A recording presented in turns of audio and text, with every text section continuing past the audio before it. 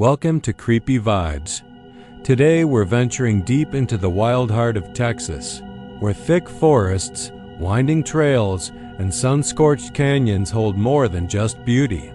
Strange screams echo across dried-up lakes, and ancient forces lie buried beneath forgotten campgrounds. These aren't just stories. They're warnings. And by the end of tonight, you might start questioning what's real and what's been stalking the woods just out of sight. Before we begin, let me tell you something strange. Most viewers make one huge mistake: they leave without subscribing. And by doing that, they miss the creepiest, spine-tingling stories that only the bravest dare to hear. Don't be one of them. Hit that subscribe button right now, because tonight is just the beginning, and the terror waiting in the darkness is far from over. So tell me, where are you watching from? And what time is it there? Let me know in the comments, because here, the night is only getting started and the horror is just about to unfold. Now let's dive into the darkness.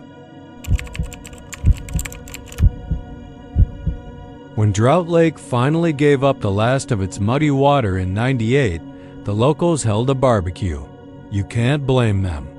The lake had been a breeding ground for mosquitoes, a stagnant mess of half-sunken beer cans and algae blooms that turned the shoreline into a slick green grave. So when the sun finally cooked it to dust, they celebrated. But not all of them. Some of the old-timers said it wasn't a real lake, not by nature, that it had been filled deliberately back in the 1930s to bury something deeper than water.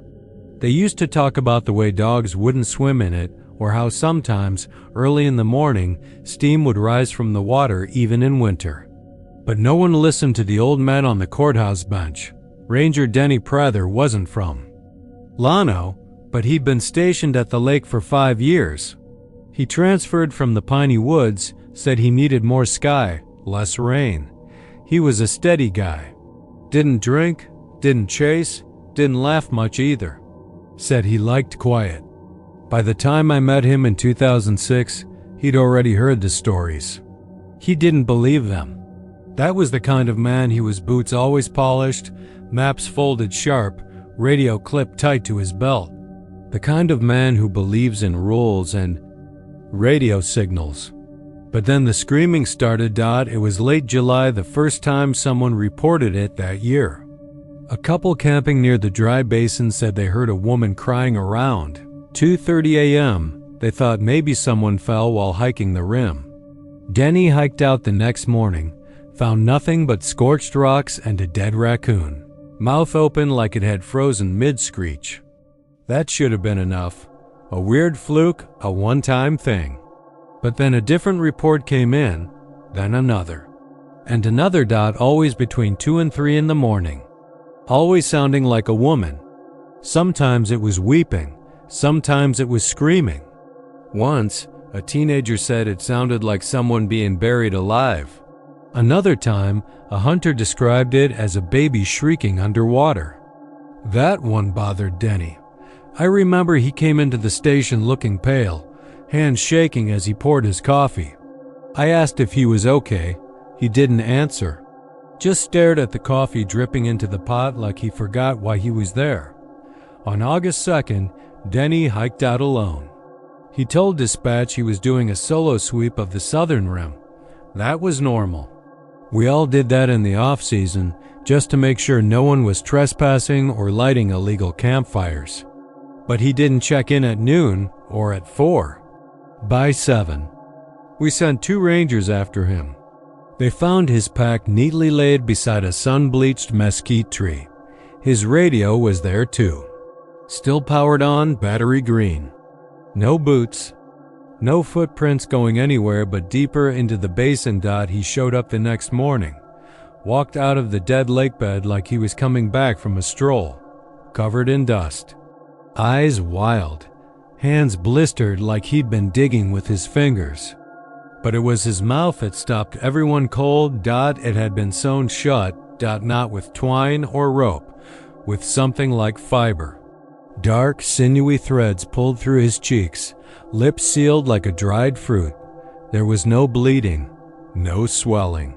Just a perfect seam, puckered and black, stretching from one corner of his mouth to the other. He collapsed in the parking lot. They medevaced him to Austin. He didn't resist, didn't cry, didn't make a sound. That was the last time I saw Denny. There was no official explanation. The report said, unknown trauma, self-inflicted, unlikely. He never opened his mouth again, even after the surgeons cut the threads. He just stared, sometimes trembled, sometimes smiled. His sister took him back to Arkansas. He died 2 years later. Sleep apnea, supposedly. But I never bought it. After Denny, the screaming stopped, for a while. No reports in 2007, nothing in 2008. Then in 2009, it came back. This time it sounded like two voices, arguing, screaming, begging. One ranger tried to record it on his phone, but the audio came out warped, like something underwater, garbled and bubbling. And then the dream started. I had one. So did Marisol from the Southern Tower. So did Joe and Ramiro and even that kid Josh who just worked the summer months. The same dream. We're walking into the lake bed. It's dry, cracked, the sun's down. We hear crying. But when we find the source, it's not a person. It's a hole. A deep, narrow shaft in the earth, maybe 5 feet across, perfectly round. Lined with bricks like an old well. And the crying is coming from inside. Not one voice, dozens, wailing, and something down. There is moving, fast. Climbing dot, we always wake up before it reaches the top dot. The department sent investigators from the state office, but they found nothing. Ground-penetrating radar didn't show anything unusual. They claimed it was a collapsed aquifer, maybe an old drainage system playing tricks with acoustics. They wrote a report, held a press conference, and left. But the noise didn't stop. By 2012, we started getting campers leaving in the middle of the night. One guy abandoned his tent and hiked barefoot 2 miles to the ranger station just to get away.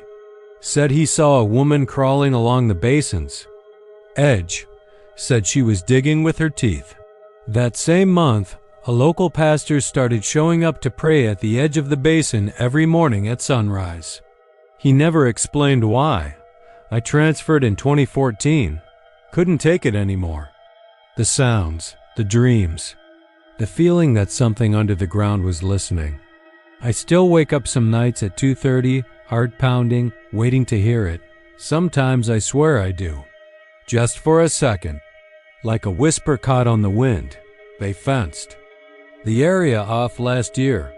New rangers now, younger. They think it's all a joke. They camp out there sometimes, drink, play loud music. That's fine. They haven't heard it yet, but they will. August is coming. They don't put Whistle Trail on the official maps anymore. Not since the Keller incident in '93. Most of the rangers who knew about it have either retired or transferred out, and the newer ones learn early to ignore that stretch of brush. Beyond the Santa Elena Canyon, it's not fenced off. There's no warning sign nailed to a post, nothing dramatic like that. Just a subtle, mutual agreement among the staff at Big Bend National Park to pretend it isn't there. A few of them might point in its direction if you ask the right questions. Maybe mention something about eroded paths or unstable terrain. But they'll never call it by name, not out loud. They say the trail's not long. Maybe 3 miles total. But the thing is, no one's ever come back able to tell you exactly where it leads. Some hikers stumble onto it accidentally. There are lots of little offshoots and animal paths crisscrossing that area, and sometimes they think they're just taking a shortcut back to the Rio Grande. Until they hear the whistling dot, always 5 notes, high to low, then back up again. Like a child trying to mimic a bird call, but not quite getting it right. And it's not carried by the wind, it is the wind. You can feel it press into your skin, crawl up your spine, come out through your teeth like it's inside you. That's usually the point where people turn around. Not everyone, though. People like Jordan Kessler. Jordan was a freelance photographer from Houston. Early 30s lean, always wearing long sleeves and a tan hat with a broken leather band. He came to Big Bend in October of last year chasing light. Said the park had a mythic geometry to it. Those were his exact words. He had a contract to shoot desert landscapes for some online magazine, the kind that pays you an exposure and not much else. The rangers liked him, friendly, asked good questions, brought his own gear, didn't act like the park was his personal playground. Until the last week. He'd been camping alone near the base of Mule Ears. Told one of the volunteers, this old guy named Billy whose left arm didn't bend right from a motorcycle crash, that he kept hearing something at night, like a flute. Said it came from the canyon, echoed strangely. Billy didn't say much, just shook his head and told Jordan to stick to the official trails. But of course, Jordan didn't. He left his tent and packed behind that morning. Took only his camera, a half-empty bottle of water, and a notebook he'd been sketching lighting patterns in. A couple of hikers later said they saw him standing at the edge of the canyon, staring into the wind. Said he looked like he was trying to listen to something, turning his head side to side like a dog that's caught a distant sound. Then he walked off into the brush, headed toward the slope just west of the cliff edge. That's where Whistle Trail begins, though you'd never notice it. The sand there's loose, full of sage and creosote, the sort of terrain that covers your tracks almost as fast as you make them. The only sign he left behind was a single footprint half swallowed. By the wind when he didn't return that night, the search started fast. Drones, dogs, horses, even a couple volunteers with dirt bikes. Took 3 days to find him. They say the body was technically intact. No broken bones, no animal damage. But there were peculiarities. His boots were missing. No blood, no cuts.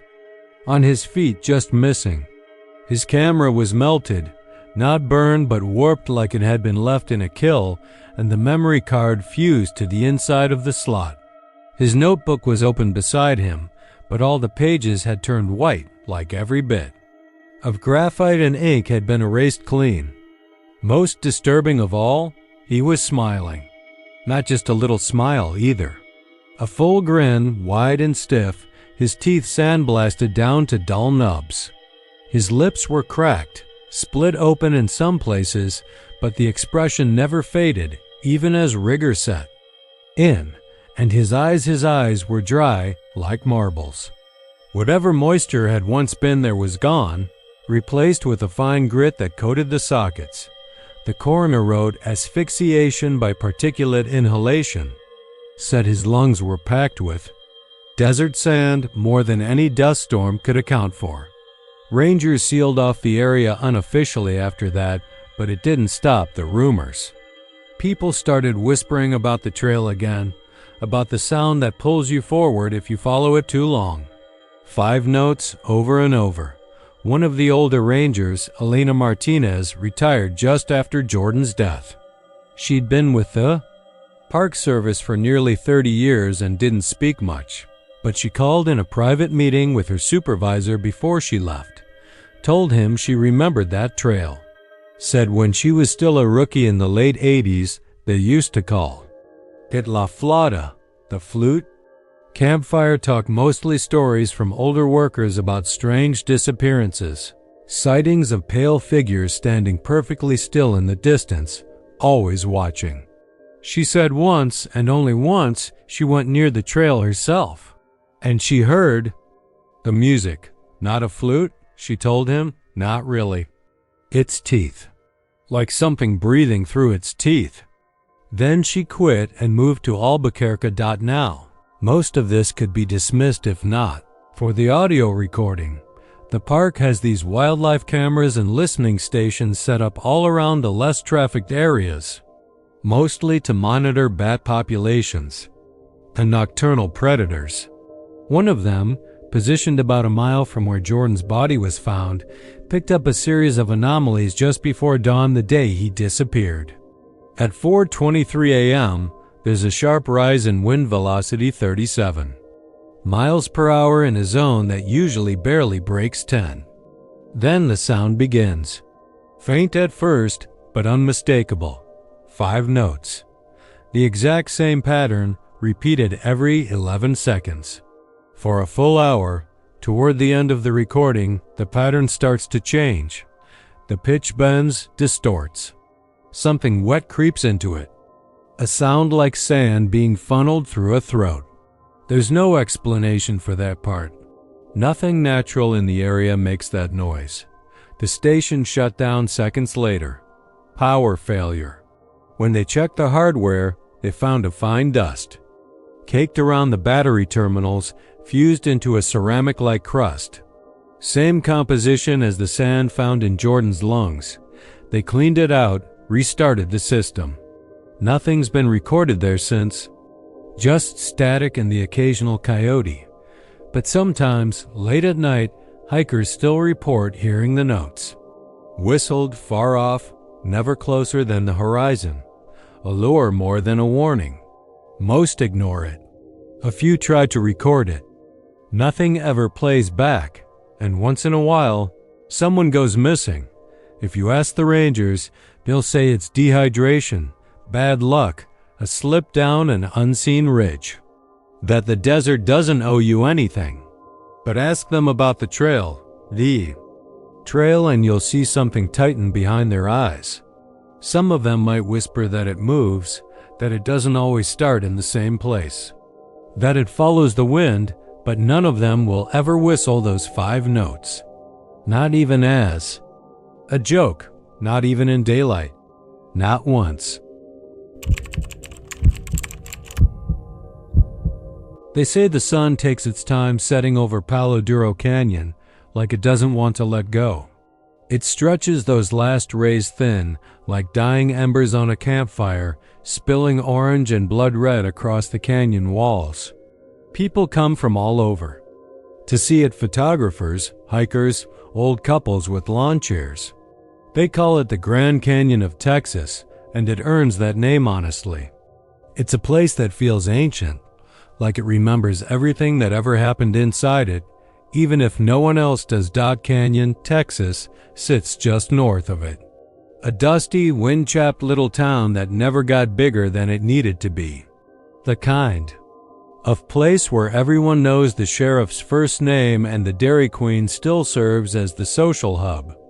My Uncle Dan worked as a park ranger there for almost 15 years. He was the one who told me about the Burning Man.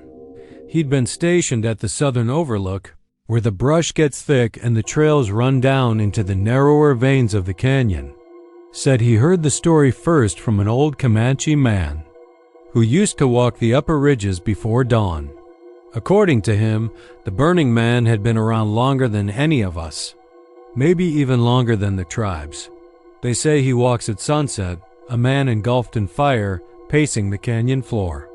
If you see him, you're supposed to leave before dark. No exceptions. Dan didn't believe it at first. He'd been in the army, seen worse things than campfire ghost stories, he said. But one evening in late October, when the air gets dry and crackles with static, something changed. He'd been called in to check on a missing hiker someone from Amarillo who hadn't signed out of the trail register. Dan started around 5 p.m., hoping to get ahead of nightfall.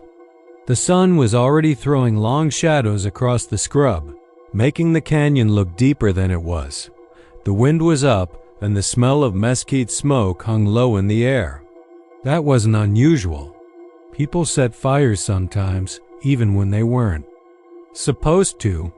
But Dan said the smoke had a sour tang to it, like burning flesh. He found the hiker's backpack about a mile down the trail.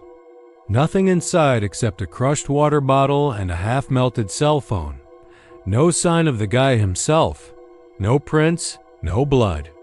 Just that acrid smoke and silence. Then Dan saw him. He told me later he wasn't sure what he was looking at first. Just a shimmer, like heat rising off asphalt. But it had shape. It moved. It walked out. It was a man, or used to be. 6 feet tall, maybe more. His body was wreathed in fire, not like someone on fire, but like the flames were him crawling over. His limbs like veins, licking his face, pouring out of the holes where his eyes should have been. He walked slowly, methodically, never breaking pace, always circling the same section of canyon floor like a guard dog. Dan did what anyone would. He froze. The Burning Man didn't look at him, didn't react at all, just kept pacing. But the heat hit Dan like a slap. He said it felt like standing too close to a furnace, like his insides were cooking. He turned and ran out. By the time he got back to the truck, his skin was red, blistering. He didn't go to the hospital, too proud for that, but I saw his back a few days later. It looked like a sunburn from hell, the kind that peels in sheets. After that, Dan changed. Stopped going out at sunset. Started sleeping with the lights on. He wouldn't talk about the canyon anymore. Told me to stay the hell away from it after dusk. I didn't listen. It was 6 years after Dan quit the Park Service. I was 29.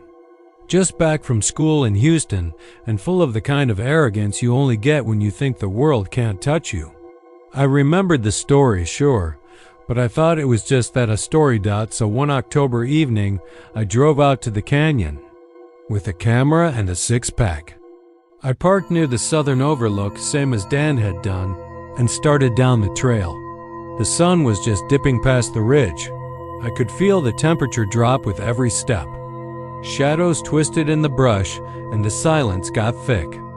That's something no one tells you about Palo Duro. It can go dead quiet, the kind of silence that presses against your ears like water. A mile in, I saw the smoke. It drifted through the trees in slow, lazy curls. It didn't smell like wood. It smelled sweet and cloying, like something rotten wrapped in sugar. I felt the heat before I saw him. There was no shimmer this time, no question of what I was seeing. The Burning Man stood 50 yards ahead, facing away. His body pulsed like a coal. The flames were alive, crawling across his skin like insects. His head tilted slightly, like he was listening. I didn't breathe. I didn't move. He turned. There were no eyes, just empty sockets pouring fire. But I felt him see me. The air around me seemed to warp. My heart hammered. I felt something wet drip from my nose, and when I wiped it, my fingers came away red. I backed up, slow. Step by step. Then he started walking. Not fast, not a run. Just a steady, deliberate pace. And no matter how fast I moved, he didn't fall behind. The heat got worse. My clothes stuck to me. My vision blurred. I stumbled, and my knee slammed into a rock, but I didn't stop. I couldn't. Reached the truck just as the sun vanished behind the ridge. The heat disappeared like someone shut off a switch. The air turned cold, and the canyon behind me was empty. I didn't sleep that night. I barely made it home. The next day, I went to see Dan. He looked older than I remembered. His eyes were glassy, like someone who'd seen too much. He didn't speak right away. Just poured us both coffee and stared out the window. "You saw him," he finally said. I nodded. He didn't ask what happened. "Didn't need to. He's not a ghost," Dan said after a while. "Not in the way people think. He's something older. Bound to that place. He burns because he has to. Because that's all that's left of him. And anyone who sees him... He trailed off, staring into the coffee like it might offer answers. I think he remembers pain. I think he carries it with him. Dan died a year later. Liver failure. But the coroner said something strange. His insides were scorched, like he'd swallowed hot coals. They found the hiker eventually, or what was left. Just a pile of ash and bones fused into the rock like lava. The rangers don't talk about it. But they don't stay out after dark anymore, either. And if you go to Palo Duro Canyon at sunset, you might see him. A man engulfed in flame, pacing the canyon floor. If you do leave before dark. Because he remembers. And if he sees you, he won't stop until he burns your name into the canyon walls. In the spring of 2019, the granite dome at Enchanted Rock started to bleed. No one believed it at first. A couple of hikers had posted photos online, red streaks trailing down the base of the rock like rust, only too vivid, too wet, too fresh. People assumed it was a prank or an algae bloom, maybe iron deposits oxidizing after heavy rains. But by the second week, the stain hadn't dried. It had spread, a deep crimson trail creeping lower each day, soaking into the soil like an open wound. And when a park ranger named Austin Cole touched it with his bare fingers, the liquid was warm, thick, almost sticky. Like blood, the park tried to contain it. They roped off the area around the south face of the dome, POSTED warning signs blaming a natural mineral seep, and told visitors to stay on the north trails. But hikers kept going off path, some to see the bleeding rock themselves, others just ignoring signs like they always did. Within a month, 3 people had gone missing: one college student from Austin, a photographer from Houston, and a retired couple who never checked out of their Fredericksburg hotel. No remains, no gear. Their parked cars were found right where they'd left them, in the lot near the loop trailhead. Ranger Cole didn't sleep much after the third disappearance. Something about the rock kept gnawing at him. He'd worked at Enchanted Rock for over 8 years. He knew every deer trail and dry creek bed, every buzzard that circled at dusk. The granite dome had always felt heavy, ancient, almost sacred. But now it felt awake, like it was watching him back. And at night, when he stood alone by the ranger station and looked up toward the summit, he could swear the stain pulsed slow and rhythmic, like a beating heart under the moon. By mid-May, more rangers were reassigned to the park. 2 federal geologists came out to take samples. Cole led them down to the base of the seep early one morning before visitors arrived. He watched them kneel, chip away bits of rock, scoop vials of the red liquid. They joked nervously about cursed mountains and haunted ground.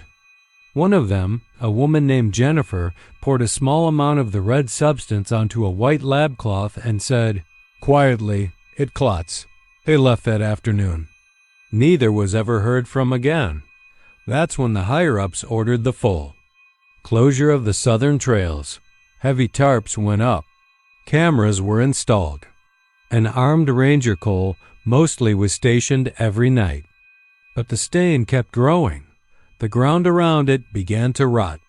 Plants withered. Animals wouldn't come near. Even the buzzards flew wide around the dome now. Something in the earth was sick. In late June, Cole found a dead raccoon at the edge of the trail. Its body was bloated and pale, like it had been drained. No wounds, no signs of trauma. Just 2 small dark holes in the soft flesh behind its skull. Cole didn't report it.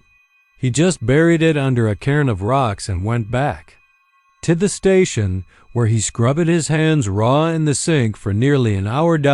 It rained hard that night. Lightning flashed for hours, but no thunder followed. Just the strange, low rumble of something beneath the ground, deep and constant. Cole stood on the porch of his cabin and watched the dome shimmer in the rain.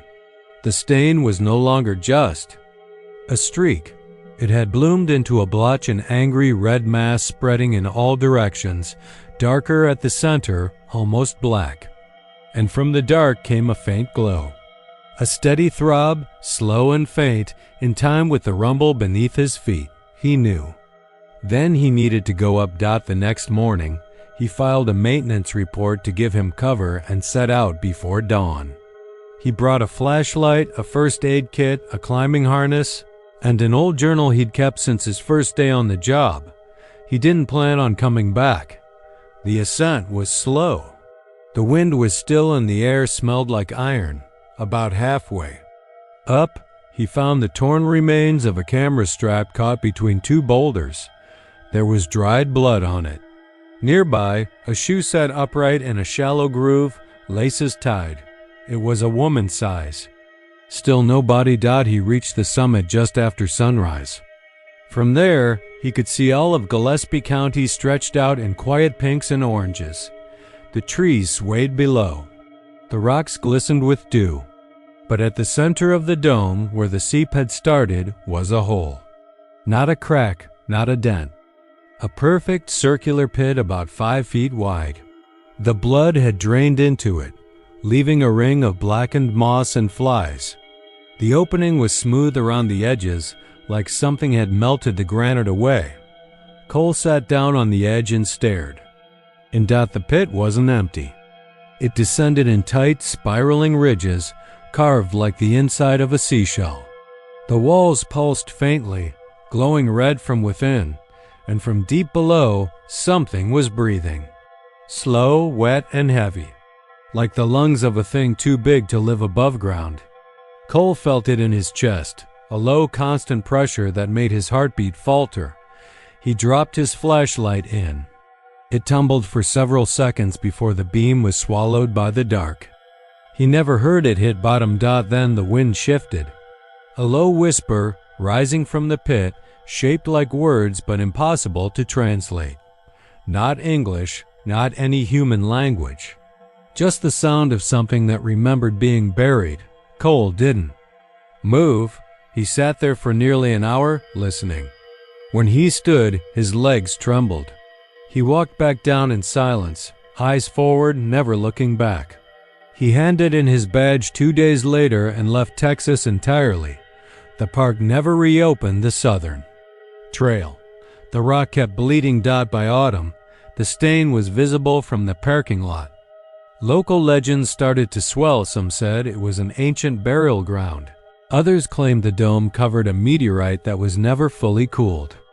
A few whispered that the Comanche once refused to step foot on the summit after a chief vanished during a ceremony. But no one had real answers. Just theories and a growing sense of dread. Visitors still came, though fewer than before. Some took photos of the stain from afar. Most stayed away from the sealed trails. But every few months, someone would slip through. A thrill seeker. A skeptic. A local kid with more bravado than sense. And when they did, the blood would deepen. The ground would pulse harder. And the night would hum with the sound of something moving far below the granite skin. Then, in the spring of 2021, under a full moon, a group of campers claimed they saw the dome shift, just slightly, like a chest inhaling.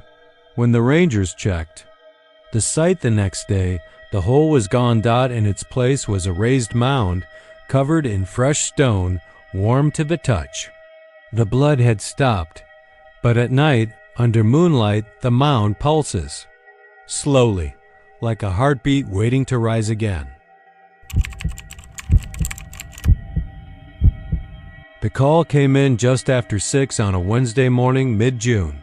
The kind of humid Texas morning where everything sticks to your skin and the bugs start moving before the sun is even up.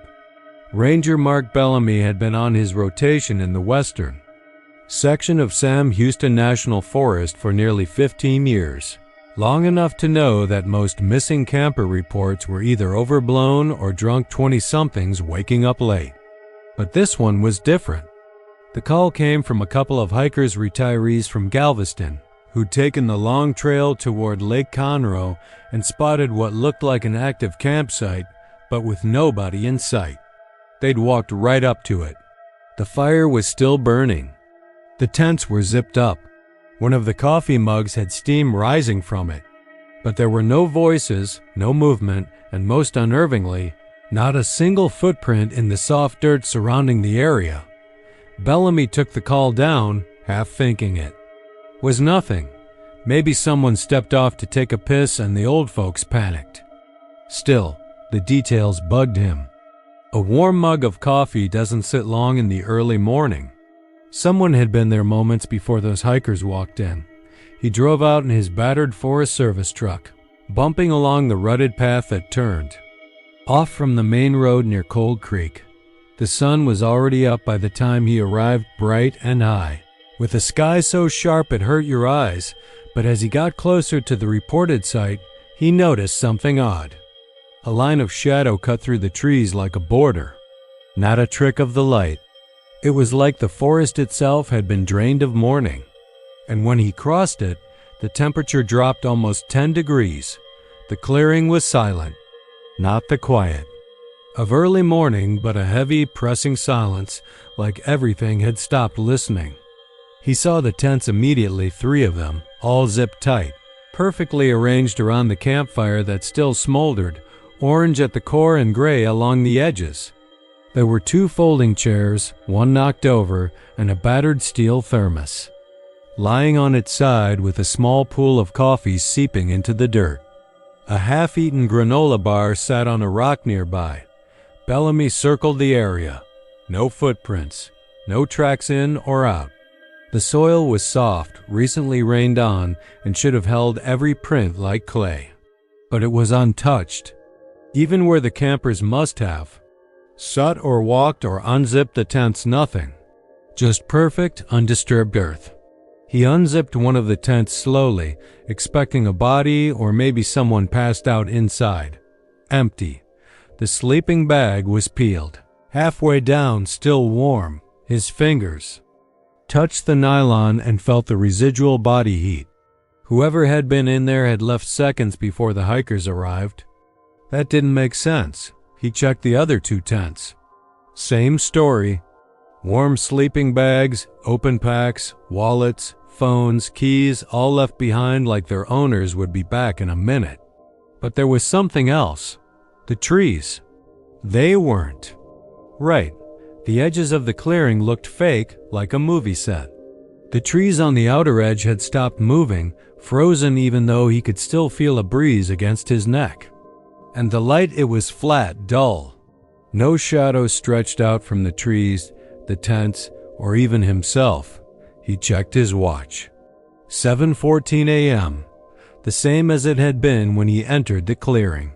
Back at his truck, 20 yards away, his backup watch read 7:47. The sun had continued to rise outside the clearing.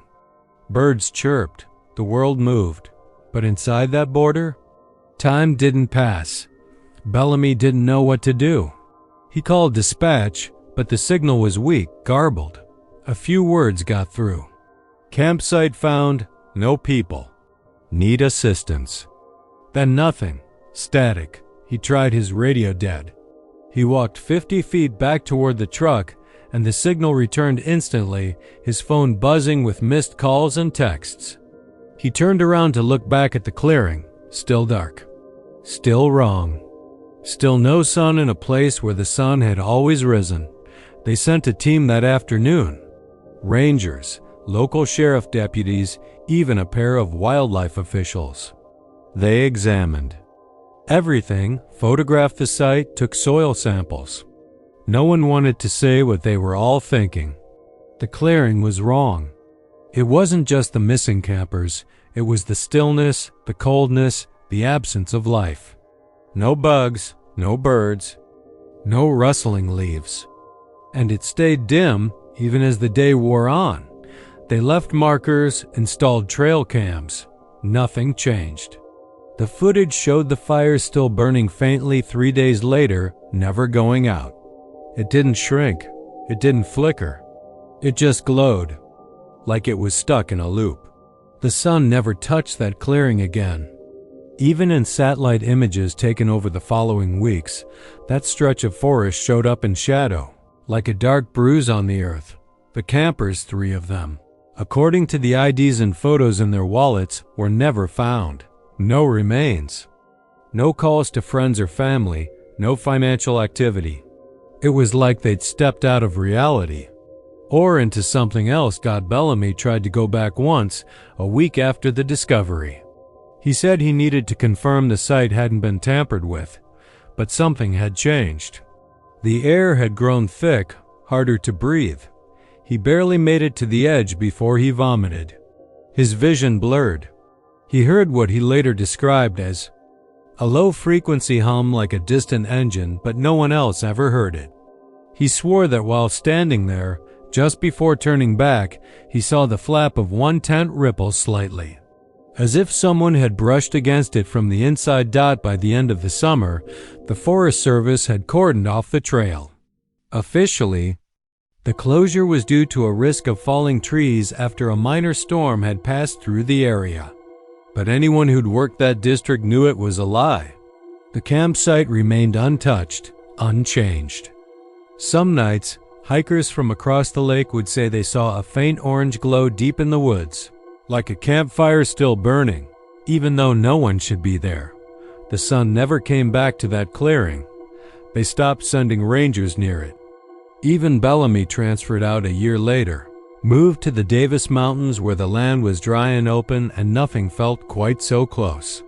But he kept in touch with one of the wildlife officials, a woman named Avery who'd been there that first day. A year after the incident, she sent him a photograph grainy, taken from a trail cam that had gone missing for months before being found again 30 miles north of the forest, wrapped in vines, lens shattered, battery melted from inside. Image showed the campsite from a new angle. The tents were still there, untouched. The fire glowed, same as ever. But this time, in the far corner of the image, partially obscured by the tent fabric and the unnatural shadows, there was a figure. Just the edge of a face, pale, too long, smiling, and it was looking directly at the camera. They say the wind never really stops in the Guadalupe Mountains. It just circles, looking for something. A soul to rattle, maybe.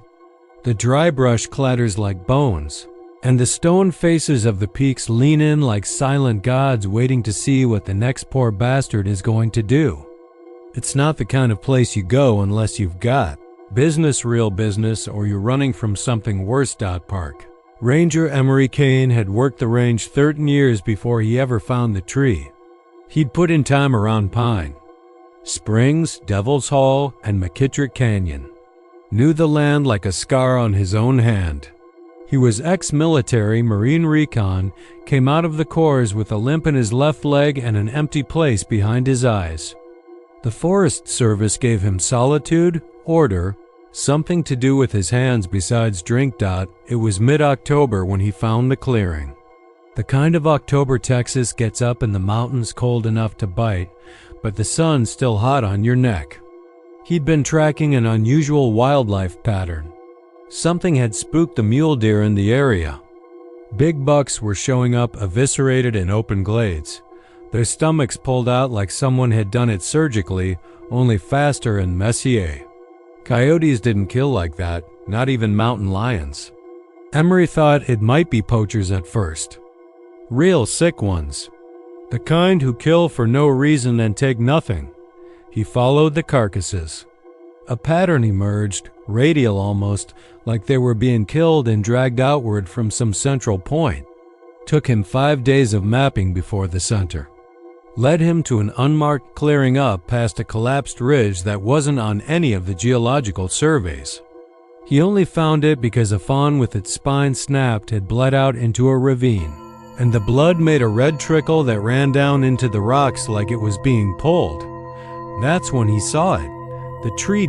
It was wrong. Tall, yes, maybe 60 feet, but too thin for its height.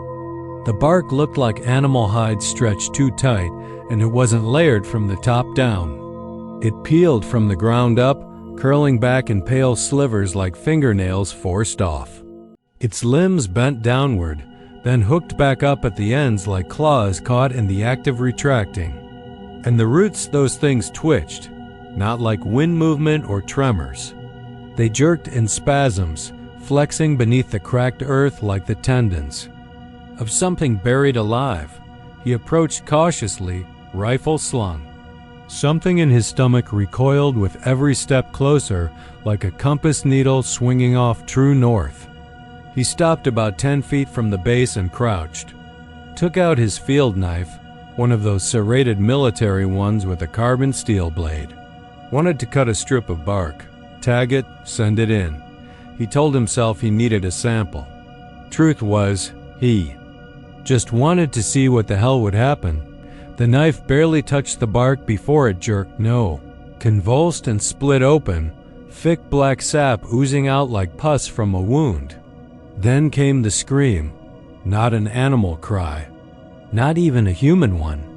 It was high-pitched and low at the same time, like feedback from an old radio paired with the cry of a newborn stretched into a growl. The kind of sound that doesn't belong anywhere in this world. Emery dropped the knife, stumbling back. The bark flared outward, unpeeling several feet up the trunk, and more of that black substance spilled out, bubbling. The roots were lashing, now dragging soil with them, making low thudding noises against buried rock. Then it stopped, just like that. Stillness returned, but the clearing didn't feel quiet. It felt watchful. He marked the GPS coordinates and left, hiking back to base at a pace he hadn't moved at since his last firefight in Helmand. Didn't sleep that night. Every time he closed his eyes, he heard that scream again, echoing through the empty halls of his skull. He reported it the next morning, to his supervisor first, then to the regional office. Nobody believed him, of course. Said it was fatigue, dehydration, maybe some lingering PTSD. He offered to take them there. They said they'd look into it.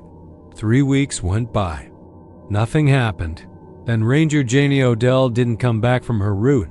She was newer, 5 years on the job, tough as nails. Emery liked her. She never looked at him like he was broken.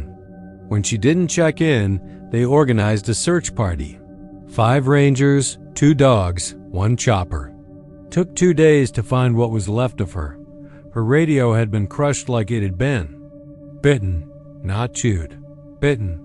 Her pack was torn open, and one of her boots was found 10 feet up in a tree. The rest of her, most of it, was found in pieces around that same clearing. Only the tree wasn't there anymore. That's when Emery noticed something. It had moved. He tracked it. God help him. He tracked a tree. It had relocated about 100 yards southwest of its original position. The roots had torn furrows in the rocky ground like drag marks. Bark was shed along the trail, leaving a path of discarded shavings that twitched when he touched them. They sent in a botany team finally. 3 researchers from El Paso set up camp around the new site. Cameras, instruments. Emery stayed nearby in case of emergency. One night, about 2:30 a.m., the screaming started again.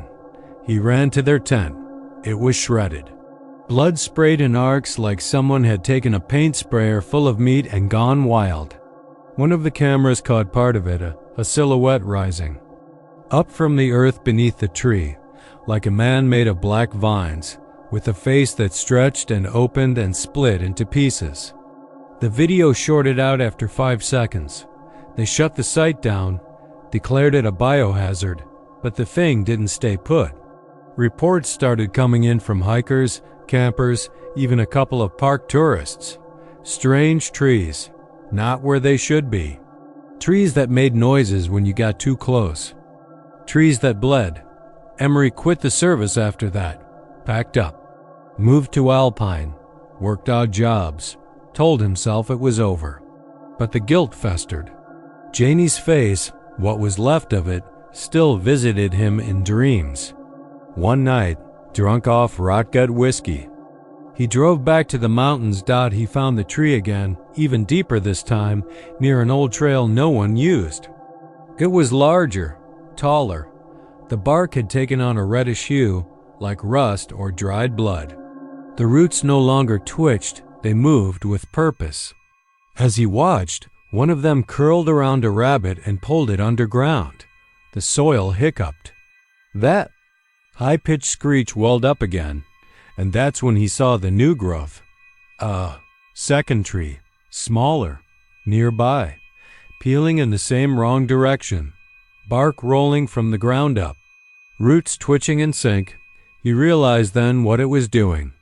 It wasn't a single organism, it was a network, a species, a thing that seeded itself by killing and feeding. He left something behind that night, a journal. It was found months later by a lost hiker who stumbled out of the woods half mad with dehydration.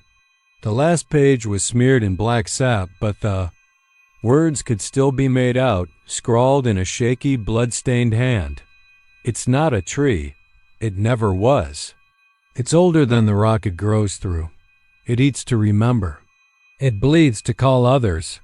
I heard it whisper last night. It knows my name, and it knows yours too.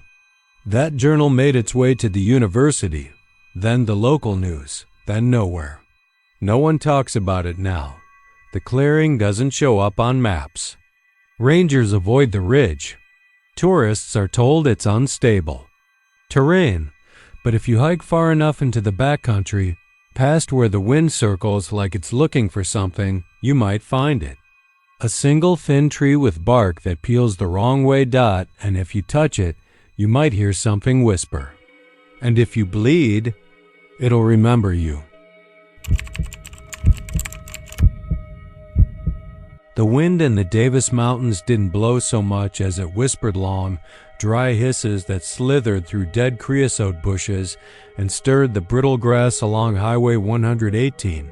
Out there, past Fort Davis, where the road turns lonely and the sky seems wider than it ought to be, there sits a building most locals refuse to mention. You won't find it on Google Maps, and you won't get directions from anyone who's lived nearby longer than a decade. They'll pretend they don't know it. Just a weathered old ranger station tucked into a fold of the mountainside, half consumed by the encroaching desert and half swallowed by something worse, something quiet, something patient. Ranger Station 12 officially shut down in 1979 after the big fire, when 3 park rangers and a seasonal technician vanished during a firestorm. That should have been survivable. The flames came up over the ridge, burned hot enough to melt aluminum, and left behind strange, scorched marks in the soil. No bodies were ever recovered, no signs of a struggle. Just melted equipment, charred trees, and scorched footprints that led away from the fire deep into the Chihuahuan scrub, as if the rangers had walked calmly into the heat. The place was fenced off after that. The radios were pulled, the solar lines severed. For a while, kids would sneak up there at night to drink or try to scare each other. But that dried up quick. Stories got around. About the smell, about the shadows in the windows, about a voice sometimes. A woman, sometimes a man crackling over dead air at exactly 2:14 a.m., calling for help. Calling with names that didn't appear on any official personnel records but matched the missing. Word for word. Then came Logan Ayers. Logan was 23. Skinny, pale, buzzed blonde hair under a cap that didn't quite fit. He was a new hire for Texas Parks and Wildlife, all fresh boots and optimism. He'd transferred down from somewhere near Amarillo, hoping to find peace out in the Davis Mountains. Thought maybe the isolation would help him stay clean. No bars, no dealers, just silence and sky. He was assigned to Station 7 near Olympia Crossing, a one-man post with a slow radio and a rusted-out utility truck. His boss, a man named Henderson, warned him about the oddities of the region. Animals that didn't act right. Lights over the ridge that weren't satellites or planes. Heat that rolled in without explanation, like a fever. And Henderson told him firmly, like a father scolding a boy, to never acknowledge anything that came over the radio after 2 a.m. Logan, of course, thought it was all a joke. That kind of talk smelled like old-timer hazing. A scare tactic to keep rookies in line. Henderson had that cowboy way about him, all dry humor and vague threats. So Logan nodded, smiled, and filed the warning away under bullshit. Then 2 weeks. Later, Logan didn't report in for his morning check. They found his truck still idling, outside Station 7, driver's side door hanging open. His radio mic unhooked, fresh coffee half poured in a thermos. No signs of a struggle, no blood, no tracks. Just the silence and the wide, watching sky. But there's a voice recording, pulled from the local dispatch logs. Unofficial, never released to the public. Henderson kept a copy and played it once for a retired fire warden in Alpine who refused to ever speak of it again. It starts with static, wind across an open mic. Then the voice of Logan Ayers, quiet, uncertain. Station 7 to, I'm picking. Something up on band 6. Thought it was down. Are you guys hearing this? Then a long pause, white noise. Faint, hissing distortion like breathing. I think someone's broadcasting from Station 12. Is this a test? It's calling for help, says their name's Vance Ritter. That name's not hold on. Another pause. Then Logan's voice again, strained. Dispatch, I'm hearing screaming. There's Christ. It sounds like people burning. I'm gonna drive out there, just in case. Probably some squatters screwing around. I'll confirm on site. The dispatcher tries to respond, but Logan never replies again. His voice cuts off mid-sentence, mid-word even. Just a breath, then nothing. But the broadcast didn't stop. For the next 15 minutes, the radio filled with garbled voices, pleading, whispering, crying, some angry, some exhausted, some repeating the same phrase in looped cadence. We're still burning. We're still burning. We're still they. Never found Logan. A search party combed the hills for 6 days. Dogs couldn't track. GPS drones lost signal within a mile of Station 12. The fence around it was undisturbed. No footprints. Just the broken gate swinging open in the wind. Henderson. Quit 2 months later. Moved to Oregon. Started drinking again. Told a colleague that Logan had answered something he shouldn't have. That those calls weren't meant to be heard. That they were more like echoes than messages, reverberations of something horrible. Stuck in the mountains, calling out from under the earth, from the burned skin of the land itself. And if you respond, it hears you. I grew up hearing the stories. My uncle worked in the area during the 90s. Swore on his life at Station 12. Still drew power, even disconnected. That the antenna on the roof spun every night at the same time. That one time, during a thunderstorm, he saw lights inside green and blue, not like any bulb he'd ever seen. Last year I decided to go see it for myself. I parked near mile marker 38 and hiked in with a friend, Sarah. She was into this kind of thing, too old government sites, Cold War stuff, paranormal oddities. We were stupid. Thought we could beat the fear with logic. Thought we could explain away the legends with bad wiring, leftover EMF spikes, sunstroke. We brought meters, cameras, a shortwave radio. Got there around 11:30 p.m. Station 12 looked exactly like the photos, squat.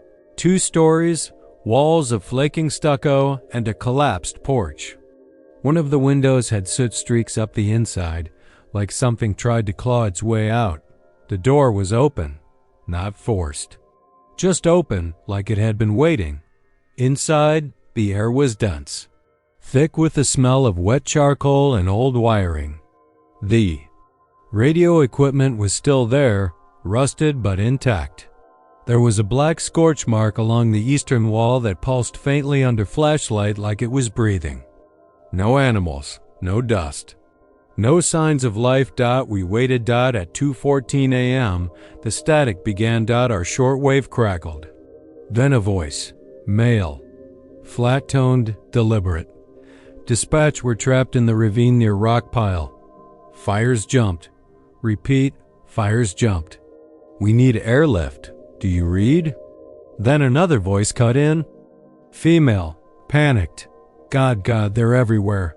The trees are screaming. They're burning inside. Then silence. Then our names. Mine first, then Sarah's. Spoken slowly, carefully, as if being read off a list. Then laughter. We didn't speak. We didn't move. Just listen. Then the lights turned on. Every bulb in the building, even ones we hadn't seen. Buzzing, flickering, orange, hot. Wrong. Then a new voice. Logan's, crystal clear. I see you. That's when we ran. Didn't even grab our gear. We made it back to the car by dawn. Haven't talked to Sarah since. She left the state. I moved back to Houston and started sleeping with the lights on. I sometimes think about the way the ground felt near the station. How it gave a little like stepping on loose skin. How the air hummed under your feet. Ranger Station 12 still broadcasts every night at 2:14 a.m. The frequency shifts. The voices change. Sometimes they're calm. Sometimes they beg. Sometimes they scream. But they always know your name, and they always want an answer. The panhandle wind had a way of creeping through the cotton and brush like a whisper you couldn't quite make out. Brushing past your neck with dry fingers and leaving behind a sense of something heard but not understood. Lake Meredith sat out there like an old, half-forgotten secret, tucked into the scrubland north of Amarillo, water like spilled oil under the Texas sun. It was a reservoir, not a lake, built by men, but it had soaked up enough silence and history to feel ancient. The banks were choked with mesquite and dry bluestem, and on quiet nights the trees seemed to lean in closer to the water, as if listening. People camped there, fished, hiked. They came out of Fritch or Borger, or sometimes even from Amarillo, city people looking to get away. But the locals didn't linger past dark, not really. Not if they knew the place. It was the kind of land that held on to its shadows too. Long, especially around the mesquite thickets at the edge of the waterline. Rangers at Lake Meredith told stories, the kind they wouldn't write up in reports or mention in meetings. Stories about things watching. Eyes in the trees, not high like a raccoon or owl, but at human height, not blinking, not glowing, just their dot. And then there was Ranger Daniel Holt. He wasn't new. He'd been with the Park Service over 20 years, most of them here. He had a sun-chiseled face and spoke with a measured drawl, the kind that came from being outside more than in. Folks liked him, trusted him. He carried his Smith & Wesson on his hip more for show than anything else. This was a quiet post normally. He didn't believe in ghosts, didn't talk about cryptids. Didn't care much for the growing spread of online stories about skinwalkers and shadow people. He was steady. Uncheckable, people said. Until June 11th, that night a group of teenagers called the station in a panic. Said they'd been camping down near Cedar Canyon and saw something watching them from the tree line. Not a coyote, not a man, just a shape, with eyes. Too many of them. Holt took the call. Drove out alone. Dispatch said he sounded normal at first, maybe a little annoyed. Then he went quiet. He didn't check back in. By dawn, they found his truck abandoned near the trailhead. Door open. Radio still hissing. His flashlight lay on the ground, pointing. Into the brush, batteries dead. No sign of a struggle, no prints, no blood. Just gone. Until he came back. 3 days later, Ranger Holt walked into the station, clothes ragged, face torn up by mesquite thorns, barefoot and limping. He didn't speak at first. They took him to the hospital in Amarillo. He didn't resist, just stared out the ambulance window, like he was watching something the rest of them couldn't see. He started talking again the next day, but it wasn't right. The words came haltingly, like they had to be remembered. Sometimes he'd stop mid-sentence, eyes unfocused, listening. His voice didn't sound the same. like it echoed slightly, like someone else was speaking just behind him.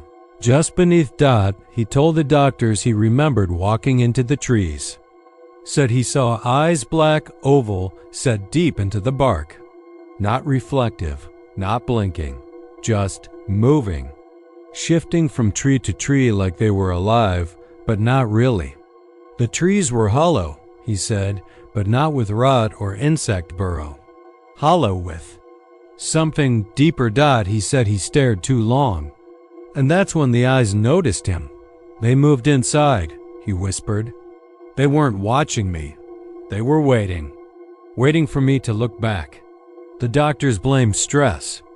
Breakdown, they said. He was put on leave. No charges, no formal interviews. No press. But then the others started seeing things.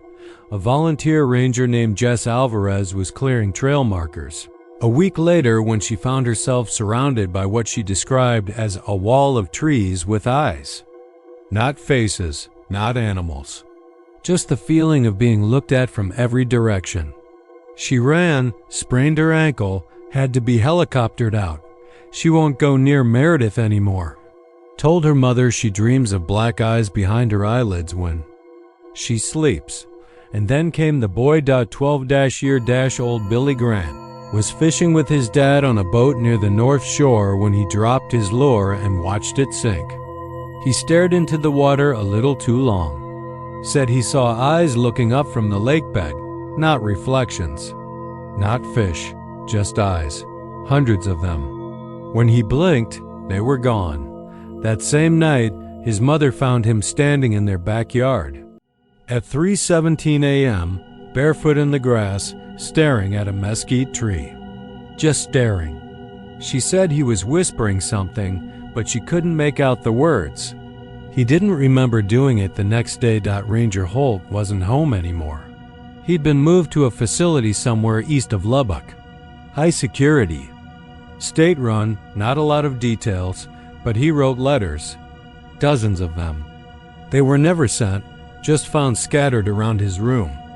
Pages filled with messy handwriting, the same phrase repeated over and over. They watch until you watch back. He drew too. Childlike sketches of trees with long, thin trunks, warped and twisted into impossible shapes, bark that peeled back into staring black pits. No leaves, just eyes. Always the eyes. One letter stood out. It had a date, August 2nd. He wrote, "That's when they open. That's when they stop watching and start walking." Nobody paid it much attention. Just another scribble in a sea of madness. Until today. Because this morning, just before dawn, a fisherman found something floating near the edge of the lake. Not a body, not an animal. A tree, a full-grown mesquite ripped from the ground. No roots, no soil. Just bark, stripped clean and dry, floating like driftwood. Its trunk was hollow. And inside the hollow were dozens of perfectly round indentations, smooth and symmetrical. The size of human eyes. Local authorities marked off the area. Claimed it was storm damage. But there hadn't been a storm in weeks. And then came the calls. Hikers, campers, early morning joggers. All reporting the same thing. The trees had moved. Not grown. Moved. Paths were different. Trails shifted. Trees that had been cleared were back again. A couple swore they watched a mesquite lean forward, just slightly, like a man trying to hear better. And tonight, the wind is stronger, hotter, like it's been blown out of something old and deep. The lake smells wrong, earthy and sharp, like blood on stones.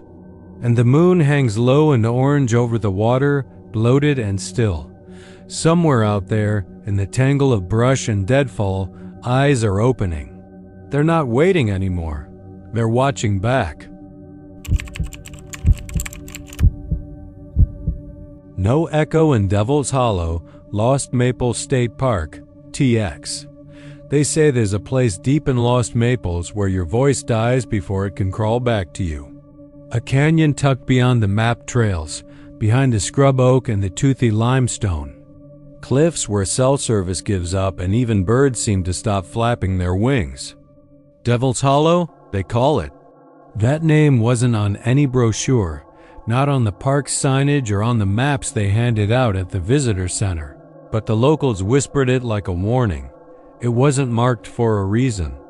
It was the kind of place rangers used to patrol with rifles in their trucks and radios, clipped tight to their belts until one of them didn't come back. His name was Jeff Callahan. 26, just a couple years on the job, enthusiastic the way new hires often are. He liked hiking solo, said he felt more in tune with the land that way. He talked about Devil's Hollow once, just once, to an older ranger over beers after closing. Said he'd heard about it from an old hunter who came in all shaken, looking for his buddy who hadn't returned from a camping trip back in the 80s. Jeff said he wanted to find it, map it out, maybe bring some attention to it. He thought there was beauty in the places no one dared tread. They found his truck parked just outside the trailhead near East Trail Loop. It had been there for 3 days before a volunteer mentioned it. His pack, his emergency beacon, his extra rations, everything was inside, all except his climbing gear. They followed boot prints into an area dense with cedar and mountain laurel, off-trail, where the underbrush grew up thick and the air changed. The prints ended near a narrow drop between two slabs of limestone where a small stream had carved out a slit in the ground. The rope was still anchored to a stubby cedar. It had snapped about 30 feet down, frayed at the end like it had been sawed by teeth. The first man they lowered down swore he heard something move down there. Swore he heard a voice. Not just sound, but a voice, screaming, no echo, the search. Team pulled him back up quick, and when they did, his hands were shaking. He wouldn't talk about it afterward, just quit 2 weeks later and moved to Arkansas. They never found Jeff's body. Just his gloves at the bottom of the canyon, stiff and dry, and something else, something worse. A deep, continuous wail, barely audible, like something was still screaming. I didn't believe the story when I first heard it. My cousin Sam, who worked trails with the conservation crew, told it to me late one night at the Blanco Bar down in Uvalde. We'd been drinking alone. Stars and playing pool, and he waited until I was tipsy enough to laugh at ghosts before dropping the tale. But he wasn't laughing. He said it like a confession, almost. He said he'd seen the canyon himself years ago, before he knew what it was. He didn't go in. He said it felt like the trees were leaning toward it, like they wanted to fall. Into it, like they wanted company. I thought it was just local folklore.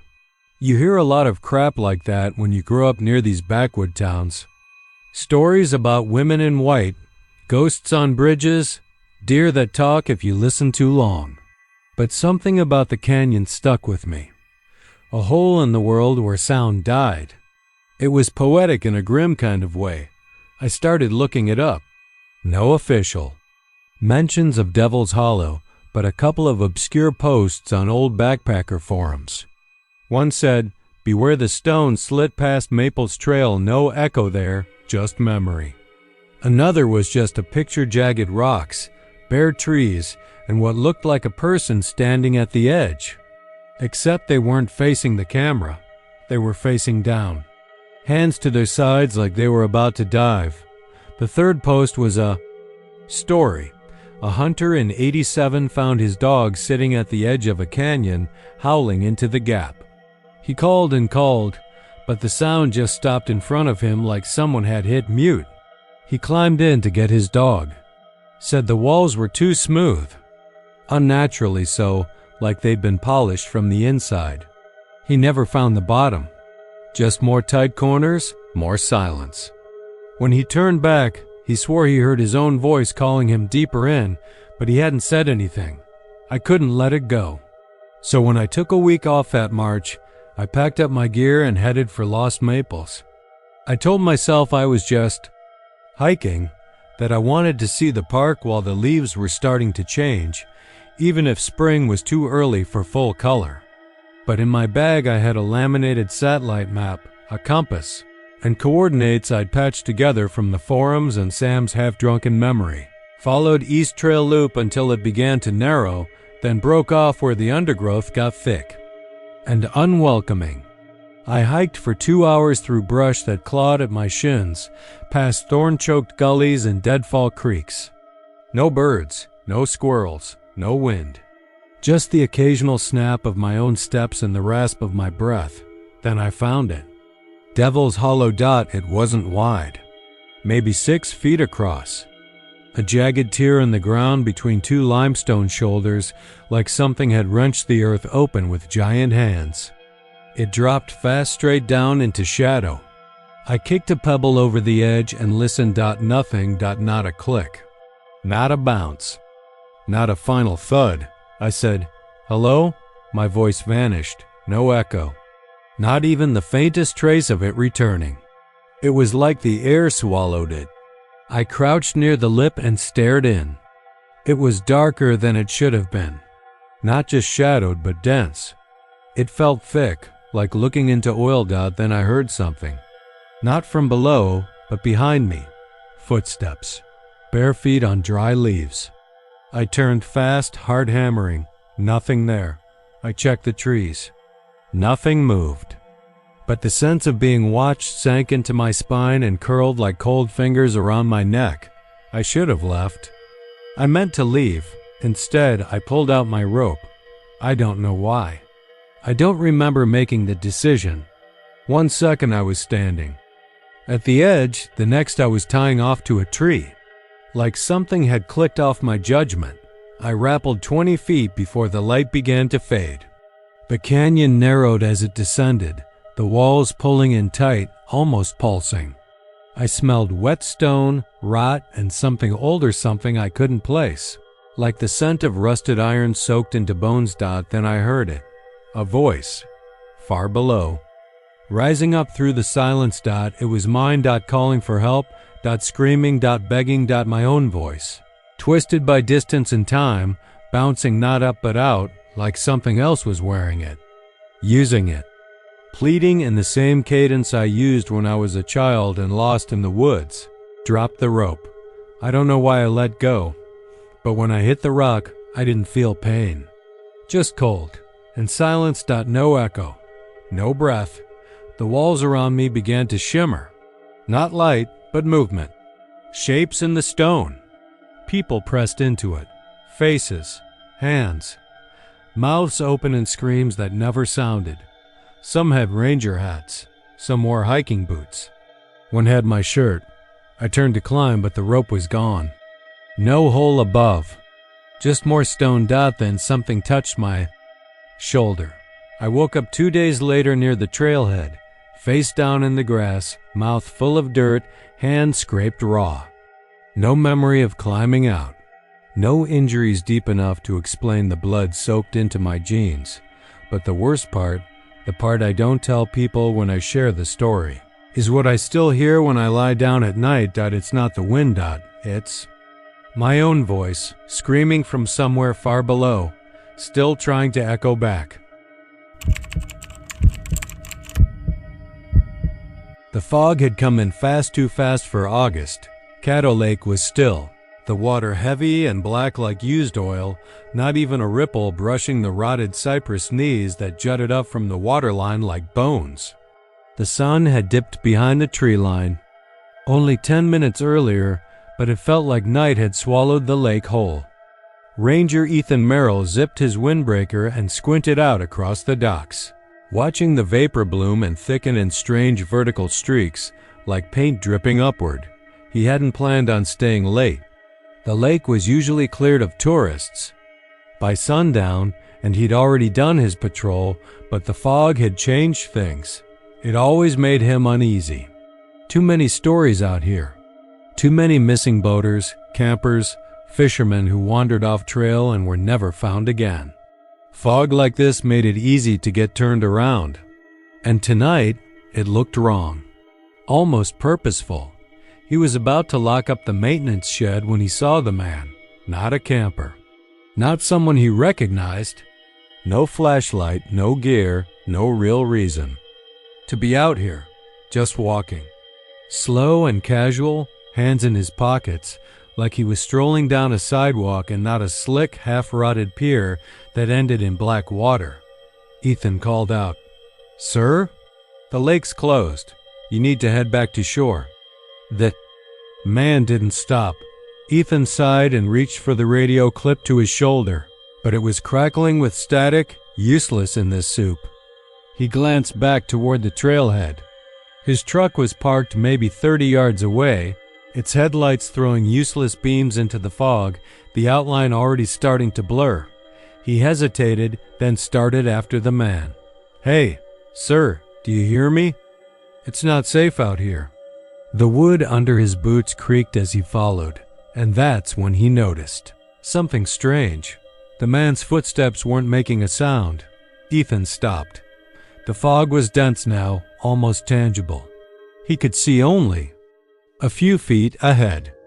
The man, if he was a man, had just stepped off the dock, out of sight into the marshy edge of the lake where a narrow boat trail cut through the cypress dot. No flashlight, no phone glow, nothing. "God damn it," Ethan muttered and picked up pace. "You're gonna get yourself killed." He plunged into the mist, eyes scanning, heart thudding in his throat.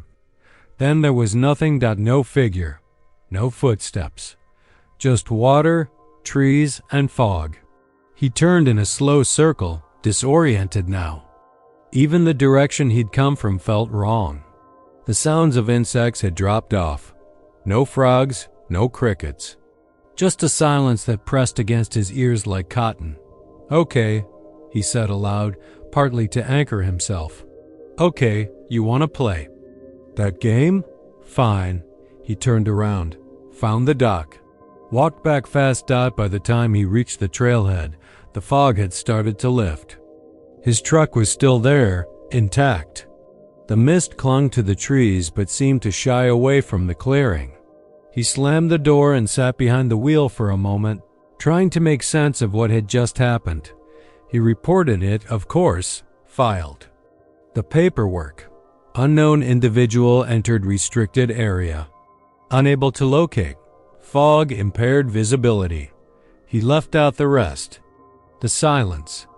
The way the air had tasted like old pennies. The part about the man's footsteps making no sound. For a day or two, he chalked it up to exhaustion. But then the shadow followed him home. It began subtly. Shapes in the corner of his vision. A tall figure passing across the hallway behind him, visible in the mirror above the sink. The cat he'd adopted from the rescue center hissed at the door, ears flat, tail bushed like a bottle brush. Then there were the footsteps, not loud, barely perceptible, but always behind him, at work, at home. Soft shuffling sounds on tile, on hardwood, on gravel. He stopped turning around. There was never anything there. The worst part was at night. He lived alone in a small ranch house off Highway 43, a few miles south of Karnak. Remote, quiet, surrounded by pine and cypress. No neighbors in sight. He kept the curtains drawn now, though, because if he didn't, he'd see it. The silhouette. Tall, narrow, shoulders hunched like it didn't quite fit its own skin. Always standing just beyond the fence, or behind the trees, or once pressed right up against the glass, its head tilted sideways in a way that made Ethan feel like something had snapped inside his own neck. He tried to rationalize. Stress. A breakdown. He went to the doctor. They ran tests. Gave him pills, antidepressants, sleep aids. The pills helped for a while, but they didn't make it leave. Because it wasn't in his head. It started turning up in other places. On a call about a missing hiker out near Marshall, Ethan had parked on a ridge overlooking the forest. His partner was checking the trail. Ethan was standing by the truck when he glanced down the slope and saw the man again. The same man. Same slouched posture. Same clothes. Motionless, standing among the trees, facing him. No expression, no eyes, just presence. Ethan didn't say anything. He didn't report it. But when they found the hiker's backpack later that day, with blood smeared on the straps and no sign of a body, he couldn't stop thinking about it. Back at home, the cat disappeared. The front door was locked. No windows open, just gone. He found tiny scratches on the inside of the kitchen cabinet doors. No blood, no fur. Just those little claw marks, as if she'd tried to hide. The shadow grew bolder after that. It didn't wait for night anymore. It stood in the yard during the day, followed him from room to room. He began waking up with muddy footprints tracked across the floorboards, leading from the front door to the foot of his bed. He changed the locks, installed cameras, moved into a motel in Jefferson, but it followed him there too. On the third night, he woke up to find water pooling on the carpet under the window. Lake water, thick with algae and speckled with bits of cypress bark. The window was closed, locked, but the water kept coming. And on the wall, above the damp mark, a long smear of something that looked like a handprint, except the fingers were too long. Too thin. The motel staff thought he was drunk. He checked out the next morning and drove straight to the lake. Something in him had snapped. He went alone, just after dark. The fog was already starting to roll in. He parked the truck by the old ranger shed, walked the path, and stood at the edge of the dock.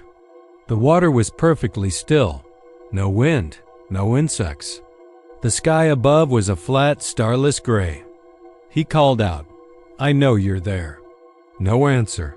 The dock creaked behind him. When he turned around, the man was standing at the tree line, closer than ever, almost close enough to touch. But Ethan didn't run. He didn't move. The man lifted one arm, slowly, like raising a curtain. And Ethan understood. It wasn't the fog that took people. It wasn't the lake. It was him. It was whatever had stepped out of that mist. And whatever Ethan had followed, whatever he'd invited into the world when he left the dock alive, he dropped his flashlight into the water and stepped forward. For a long time after that night, no one noticed Ethan was gone. His absence wasn't sudden. He'd already been pulling away, showing signs of strain. The ranger station assumed he'd taken a leave of absence. His truck sat in the shed lot for 3 days before anyone bothered to check. They found his boots on the dock, one still upright, the other turned slightly to the side, as if he'd stepped out of them mid-stride. But no footprints, no sign of a struggle, no body.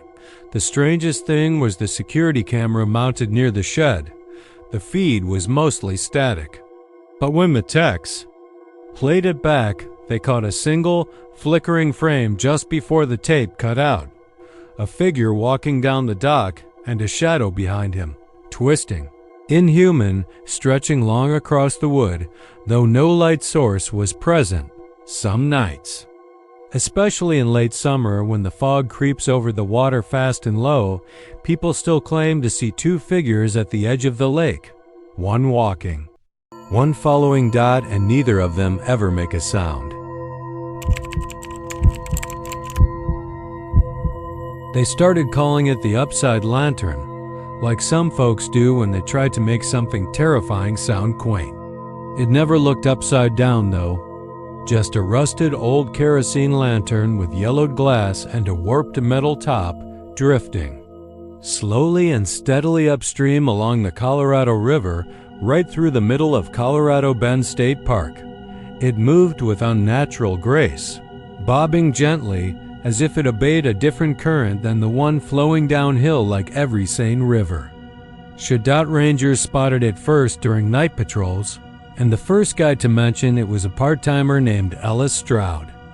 Ellis had worked off and on with the Park Service for 6 years, mostly seasonal work. He wasn't the kind to make up ghost stories. Said he saw the lantern around 3:12 in the morning, just gliding past the rocks near Gorman Falls like it had somewhere to be. He thought someone might be poaching fish or running a camp where they shouldn't, so he radioed in and followed it. They found Ellis's radio the next day, half buried in the mud at a bend in the river that doesn't get much sun. They also found one of his boots. Still laced. Ellis came stumbling into the station 2 days later, barefoot, soaked to the waist, and not saying a word. When they got him inside, he kept looking at his hands like they belonged to someone else. He didn't speak again for months. When he finally did, all he said was, "It knows what I was going to do," before going silent again. He took a job out in El Paso shortly after that and stopped returning calls. Most thought Ellis had fallen. In hit his head, maybe wandered off in a fugue state. People wanted it to be that simple. Rangers started saying it was just a lantern tied to a drone or some backwoods prank. But then more of them started seeing it, always around the same time, between 2:50 and 3:20 a.m., always heading upstream. Against the flow, at about the pace of someone walking unhurried through a graveyard. There were attempts to catch it. The park didn't authorize them officially, but a few of the night staff went after it on their own. One was Jared Decker, a vet from the Midland District. Tough guy, clean record, no nonsense. He took a kayak out one night after telling his partner he was going to snag the damn thing and put it on a shelf. He didn't come back. Not that night, not the next day. They found his kayak 2 miles up from where he started, tied off at a rock that didn't have a trail to it. It was dry inside, no paddle. No Jared. The third ranger was a woman named Carla Soto. She didn't go missing, not exactly. She came back, but there was something wrong with her eyes. They weren't injured or bloodshot, but when she looked at you, it felt like she wasn't seeing you, but something just behind you, and it scared people in a way they couldn't explain. She quit the job 3 weeks later and moved in with her sister in San Angelo. Before she left, she told one of the day staff, it didn't float. Not really. It walked. That was the last thing she ever said about it. The local sheriff's department tried to investigate after Decker went missing. They had a team of deputies do a sweep of the riverbanks at night, all body cams rolling. Footage from one of the cams was later corrupted, but they managed to salvage parts. The last thing you see is Deputy Howard shining his light downriver. Then there's a blur like the camera lens is being twisted by invisible fingers, and a voice, soft and hoarse, saying, "You're walking the wrong way." It wasn't Howard's voice. It sounded older, like someone who hadn't had water in years. Then static. Howard's left the force shortly after that, checked himself into a church-run mental facility and refused to see visitors. Told his brother, "I saw something come up out of the river and it wasn't trying to breathe." After that, sightings of the lantern became less frequent, like it was growing cautious or maybe choosing its moments. Rangers were instructed not to engage if they saw it, just to report the time and location. Some complied. Some didn't. There's no official list of who tried to follow it, because the park started keeping those files off the books. But every once in a while, a ranger would transfer out under mysterious circumstances. One even tried to burn down the station, screaming something about the river running backwards. He was taken down by 2 other staffers and later found unfit to stand trial. Visitors to the park never reported seeing the lantern. It only ever showed itself to staff. People familiar with the land. People who knew what direction the river flowed. One man who saw it and came back in decent shape was a geologist named Milton Griggs. He wasn't with the park, just a state contractor doing water level studies. Claimed he saw the lantern while setting up sensors late one night and followed it out of curiosity. He lost an hour. His watch stopped at 3:11 a.m. and didn't resume until 4:15. When he came to, he was sitting cross-legged on a dry stone shelf with his equipment packed neatly. Beside him, Though he didn't remember doing it, Milton described the lantern in more detail than anyone else. Said the light didn't flicker like fire, didn't cast proper shadows. Said it hummed, but not like electricity, more like a voice with no mouth. He said it wasn't drifting at all. It was being carried, he said, but not by hands. When asked what he meant, he got quiet and said, "Have you ever seen a shadow move before the thing casting it?" After Milton's report, the state shut down overnight research along that stretch of river. The files were sealed, and the ranger station started getting more oversight. But that didn't stop the sightings. Over time, those who worked at Colorado, Bend learned to treat the lantern like a weather event, strange, unpredictable, and best avoided. New rangers were told the stories on their first night, most assuming it was hazing. But the smart ones started noticing the unmarked plaques at the ranger station. Little brass nameplates with initials only. 7 of them placed on the inside. Of a locker near the back, behind the lost and found bin, locals started whispering that the lantern had something to do with the caves nearby. Bend Cave, Gorman Cave places carved out over millennia by water that had no business flowing the way it did. Some said those caves were older than the land around them, connected to something deeper, something not part of any known system. One ranger, an older man named Hank Deal, lived alone on a plot just outside the park's east perimeter. Retired. In '98, he never saw the lantern himself, but he warned people about it. Claimed it was a trick of the drowned, a lure meant to lead people where light had no business being. "A river don't run backward," he said once, "unless something's pulling it from the other side." They found Hank dead in his trailer last year, a glass jar of river mud on his kitchen table. No sign of forced entry. His stove had been left on and the back door was open. On the wall above the jar, scrawled in charcoal, was a single word: return. Most of what happened with the lantern got brushed away over time. Reports stopped. Or rather, they stopped being filed.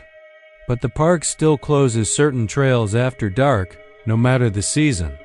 And if you ask a night ranger why, they'll probably give you some line about erosion or wildlife safety.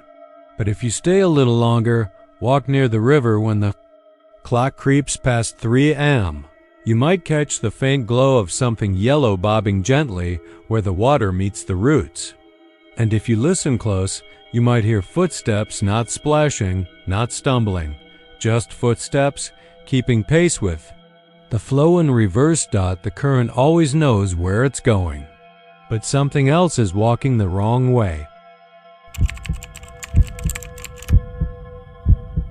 No one I knew had ever been to the bridge, but everyone in Blanco County knew about it.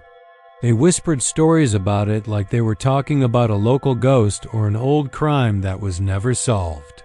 They'd say it was somewhere past Pedernales Falls, maybe 2 or 3 miles into the woods beyond the main trail, where the rangers stopped maintaining the path and the forest started closing in like it didn't want you there.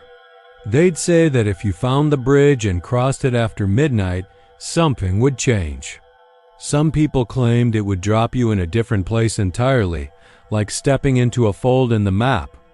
Others said it didn't take you anywhere. Else it just took time from you. Years, even decades. You'd come back out to a world that moved on without you. I never put much stock in local legends. That kind of folklore is thick in this part of Texas, where people have too much land. And not enough people.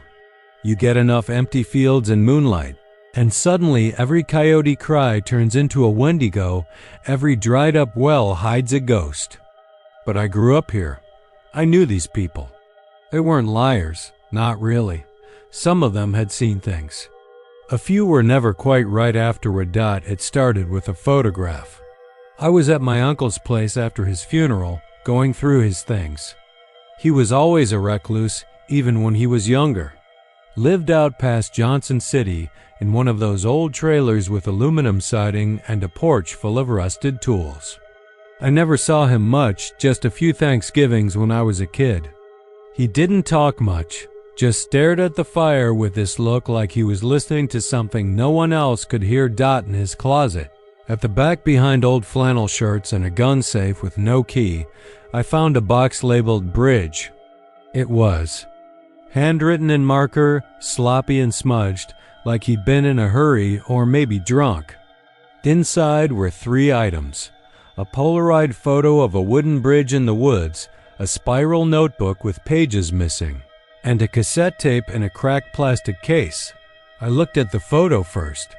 The bridge was narrow and weather-beaten, made of old planks and sagging railings. It stretched over a creek I didn't recognize, surrounded by cypress trees and thick underbrush. What caught my eye was that the far end of the bridge seemed to disappear into fog, even though the rest of the photo was clear. The trees on the other side were barely visible, like they were standing in a different season. On the back of the photo, my uncle had written, 1:17 a.m. -1983, still alive. The notebook was mostly blank, just a few entries in his tight, cramped handwriting. One read, "It won't take you if you don't cross. You can stand on it. You can even feel it. But don't step past the halfway point after midnight." Another one, near the bottom of a torn-out page, said, "Came back once." Year was wrong. So was everything else. The cassette tape had no label. I dug out an old tape deck from the garage, popped in some batteries, and hit play. It was grainy, full of static, but I could still make out his voice. He sounded afraid, more afraid than I'd ever heard anyone sound. I crossed again. I know I shouldn't have, but I had to see. I had to be sure. It's not just time, it's people. They're not the same over there. They know you don't belong, and sometimes they come back with you. That was all it said. The rest was white noise. I stared at the bridge in the photo for a long time that night. I couldn't shake the feeling that I'd seen it before, maybe in a dream, or the corner of a memory. I decided to find it. I hiked out to Pedernales the next morning, told my wife I was scouting photography spots. I followed the main trail until it faded into a deer path, then pushed through brush and rock for nearly 2 hours. I passed dry stream beds, twisted oaks, and a coyote skull tangled in barbed wire. Around 4 p.m., I found the bridge. It looked exactly like the photo. The wood was old, sun-bleached, soft with rot in some places. The railing on the left side had collapsed entirely, and the creek underneath was barely more than a trickle. But there was something wrong about it. The air around it felt colder. The trees nearby were too still. Even the insects went quiet when I stepped near. I walked up to the edge and put my hand on the railing. The wood felt damp, though the whole day had been dry. I crossed halfway, slowly, my boots creaking against the boards. Nothing happened. I stood there, watching the woods on the other side. Then I turned around and walked back. I came again the next night, then the night after that. I brought a camp chair and waited until midnight, then watched the bridge. At 12:13 a.m., the fog started rolling in from the far side. It came slowly, unnaturally, coiling like smoke in reverse. I saw the air above the wood begin to shimmer, like heat rising off asphalt, though the night was cool. I didn't cross. Not until the 5th night. It was 1:03 a.m. when I stepped onto the bridge again. My watch ticked softly in the dark. I walked slow, heart hammering, feeling the weight of the air press against me like I was walking underwater. At the halfway point, I stopped. Everything behind me went silent. Then I took one more step. The first thing I noticed was the sky. It was darker than it should have been. Not night, more like twilight during an eclipse. The air smelled like iron and wet soil. I looked around and realized I was still in the woods, but they weren't the same. The trees were wrong. Too tall, too thin, their bark gray and smooth like bones. The creek below was flowing fast now, black and thick as oil, I turned to go back, but the bridge behind me was gone. I walked. I don't know how far. The woods seemed endless, looping in strange ways. I passed the same bent tree 3 times, though I never turned. I shouted, but my voice came back to me too quickly, like the trees were leaning in. Finally, I found a clearing, and in it, a house. It was my house, but it was collapsed, roof caved in, windows shattered. Vines had grown over the walls. I walked up to the porch, which groaned under my weight. Through the broken door, I saw the photos still on the walls. Me, my wife, our son, but they were faded, water-damaged. There were newspapers on the floor, dates I didn't recognize. 2037, 2041, 2043. I heard something moving upstairs. I didn't go look. I ran.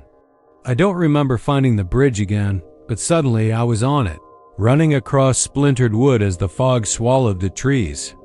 Behind me, I came out into moonlight, real trees. My truck was still where I left it. My watch said 2:09 a.m. I drove home. Lights were on. My wife was asleep on the couch, our son playing video games in the den. They looked up at me like I'd just come back from the store. No one noticed anything wrong, but everything was. There were photos on the walls that I didn't remember taking. A painting above the mantel I'd never seen before. My wife's laugh was a little higher. My son called me Dad like he always had, but it sounded like he was trying it out, like saying a word in a new accent. The dog barked at me. He'd always loved me before. I tried to forget. I really did. I threw away the photo, burned the notebook, smashed the cassette. But sometimes I still hear something in the woods behind our house.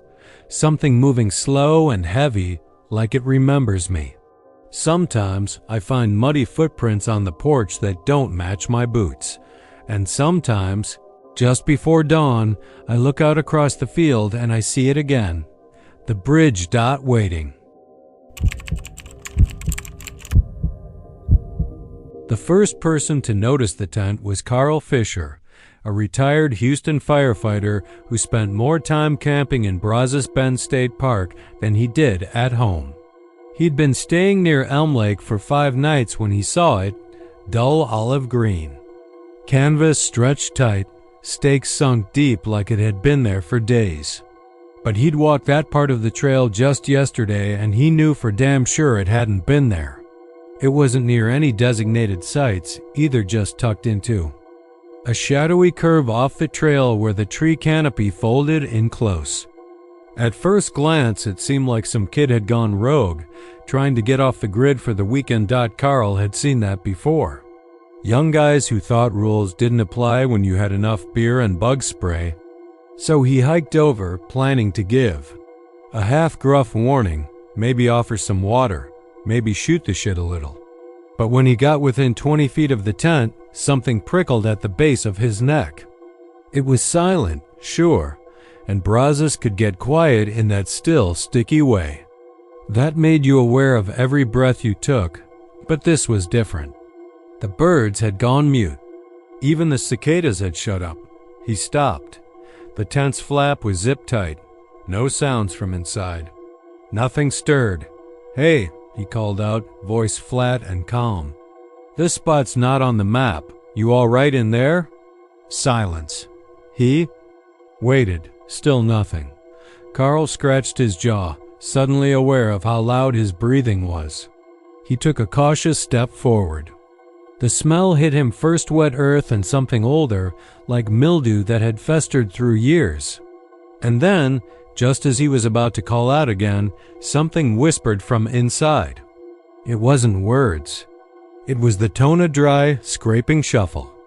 Of syllables that didn't make sense, spoken low like someone muttering secrets under their breath. Carl backed up. Every survival instinct he'd earned through fires, crashes, hurricanes, every single one went off at once. He turned, fast but not running, and walked away with long, measured steps. The tent was gone the next morning. Carl didn't tell anyone. He didn't want to sound crazy, and Brazos was full of old rumors, gators, ghosts, even some talk of Satanists in the 80s. Campfire nonsense. He figured maybe it had been a trick of light, or maybe someone had really packed up early. But then a ranger named Dana Ruiz saw it too. 2 days later, North Trail, just off the bend where the Spanish moss hangs low like a curtain. Dana had more spine than Carl, or maybe just more curiosity. She approached the tent and found the same thing flap closed, no sounds, no signs of anyone nearby. But when she stepped close enough to touch the canvas, she heard the whispering. Not random this time. It said her name. Dana backed off, radioed it in. But by the time she returned with a fellow ranger, the tent was gone, not just packed, vanished. Not a single indentation in the pine needles where it had stood. After that, word got around. A whisper tent, campers started calling it. It would appear suddenly, always at dusk.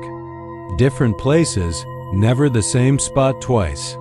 Always just out of the way by the water's edge in the deeper woods, near that burned-out hunting cabin that no one wanted to fix up. Always zipped. Always silent until you got close. And always whispering. Some campers swore it spoke to them. Told them things they couldn't have known. Secrets they'd buried. Names of dead relatives. The voice of an ex-girlfriend who'd disappeared during Katrina. Others said it begged, pleaded for help, cried like a child, moaned like a dying animal. But no one ever saw it open. No one ever saw who was inside. A teenager named Micah tried to open it. He'd been camping with friends, smoking weed, trying to impress a girl. They dared him to go touch the flap. He did, laughed, shook the tent, like he was trying to wake it up. When the whispering started, his laughter cracked. The others said he froze, went pale, then collapsed. Micah was catatonic for 2 days. When he woke up, he couldn't speak right.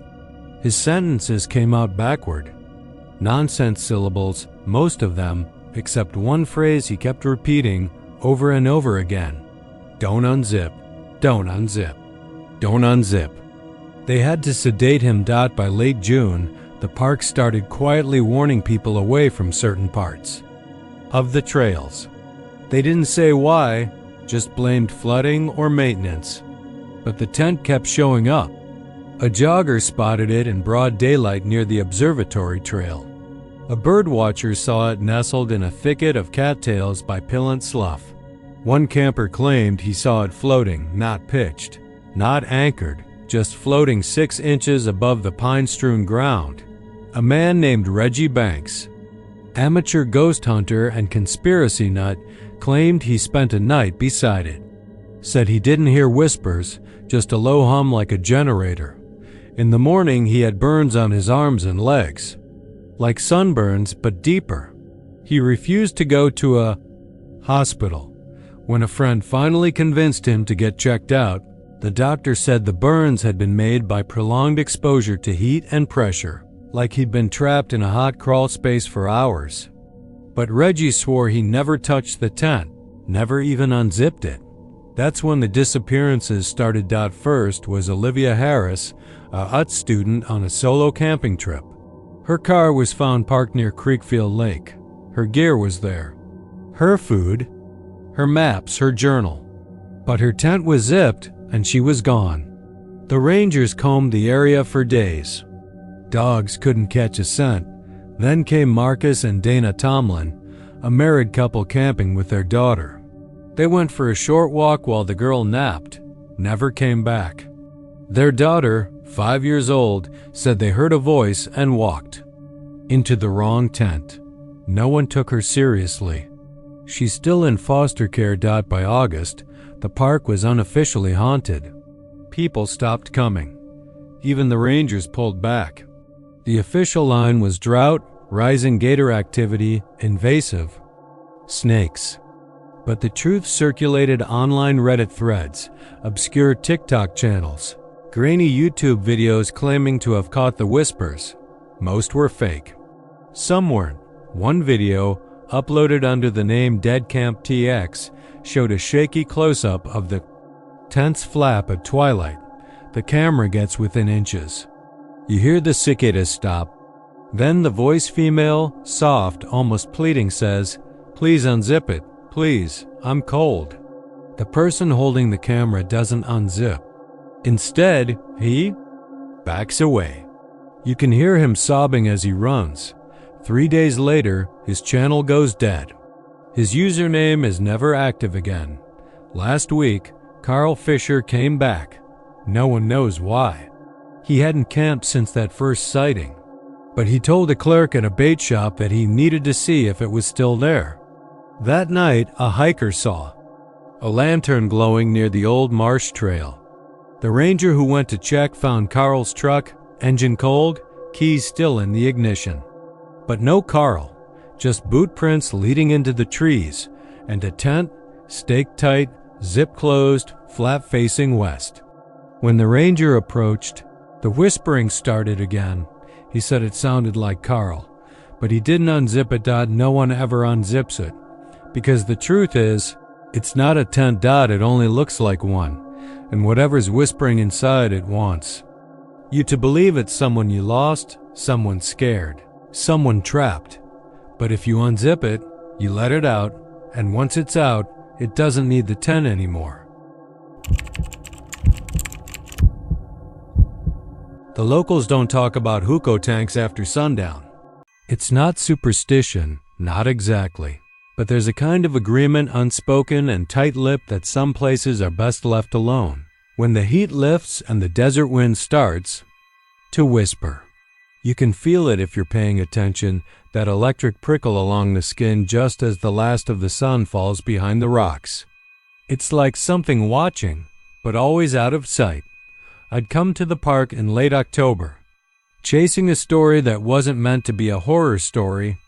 I was writing a piece for a regional magazine about sacred rock art and the fading oral histories of the Jornada Mogollon, the ancient people who once used the caves and natural basins for survival and ceremony. The kind of historical angle you could pitch to university presses or PBS. But when I started interviewing park rangers, things began to slip sideways. Most were friendly, even enthusiastic, pointing me to petroglyph clusters and off-trail formations the public didn't know about.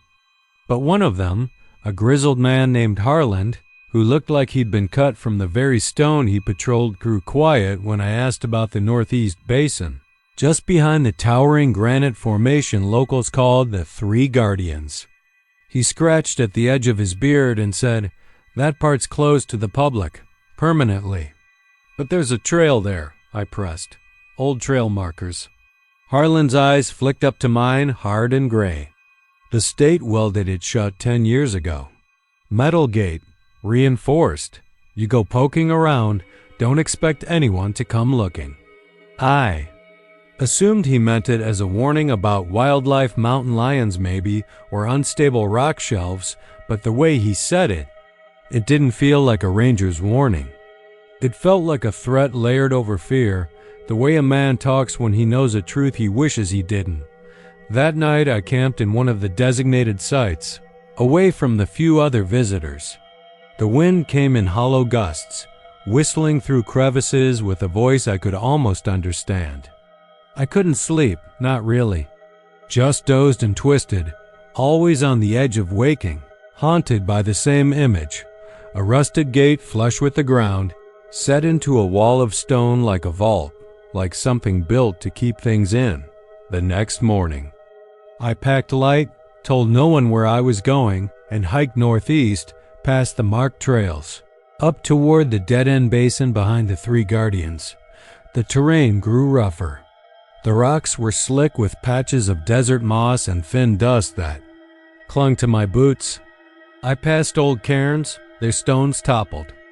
A dry, rattling sound followed me for half an hour before I caught sight of the snake, a bull snake.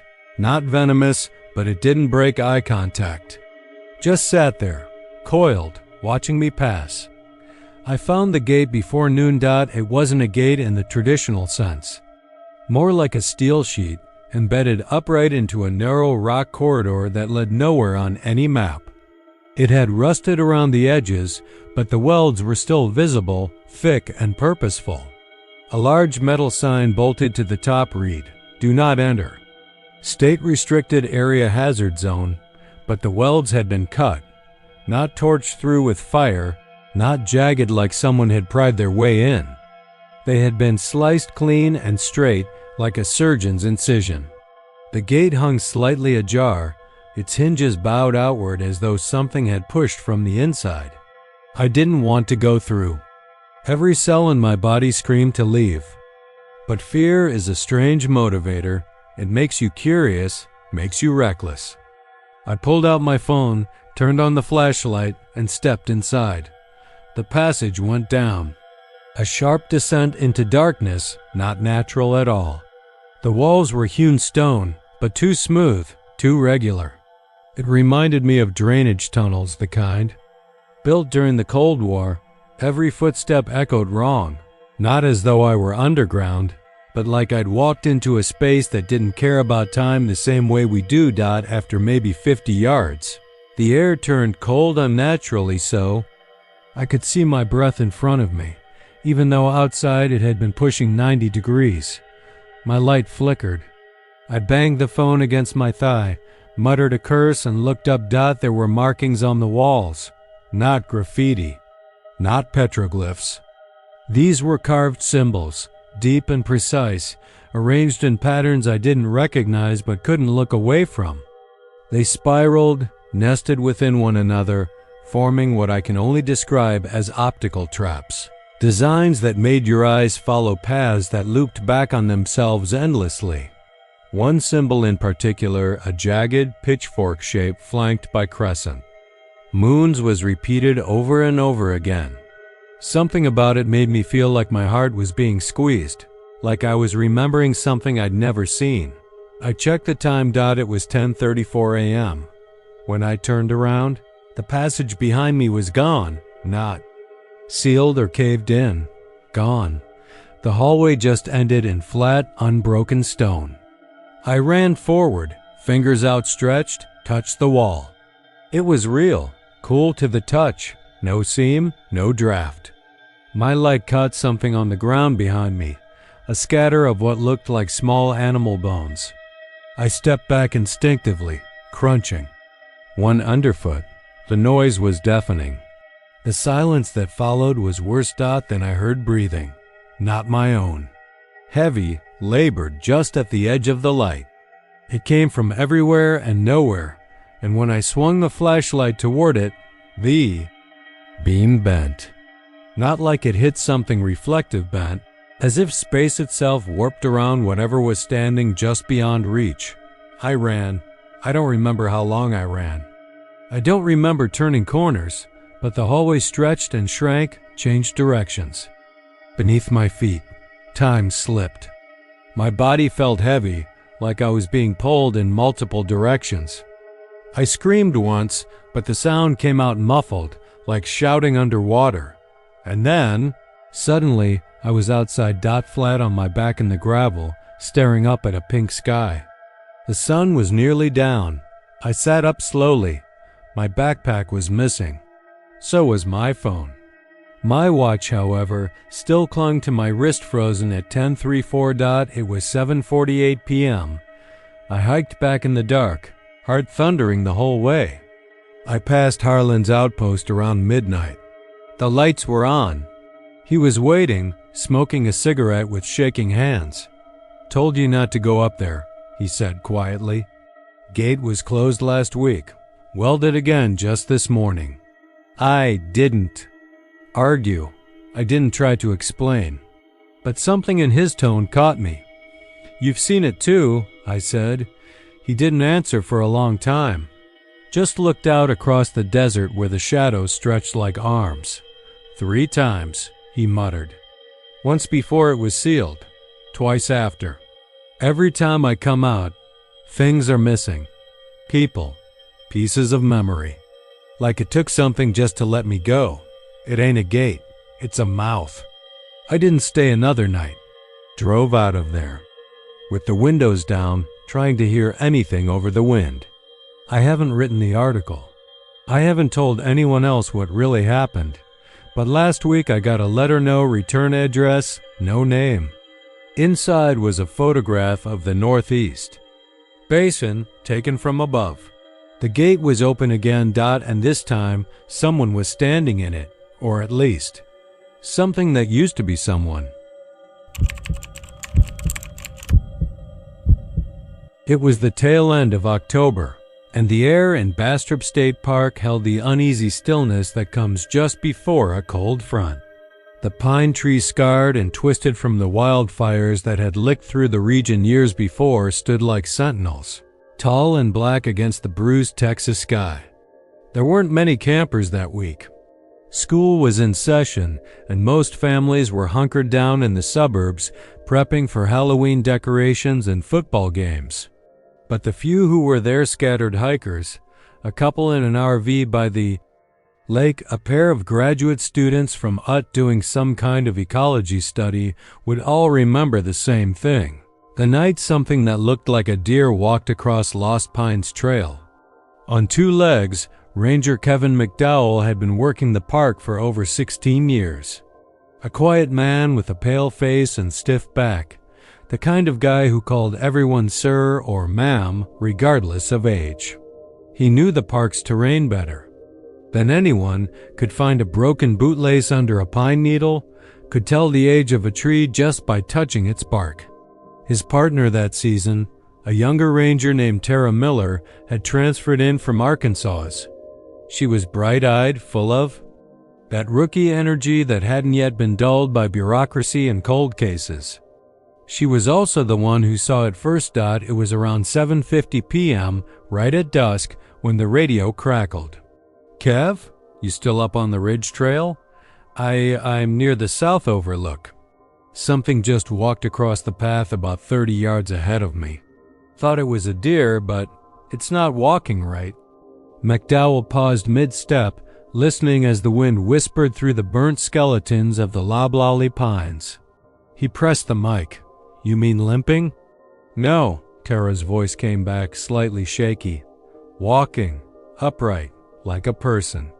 I think maybe someone's in a costume, but it's single quotes S.tall, and the head's wrong." He didn't answer right away. Instead, he turned and began moving downhill toward her coordinates, the sky darkening faster than he liked. "Stay put. I'm coming to you." She didn't stay put.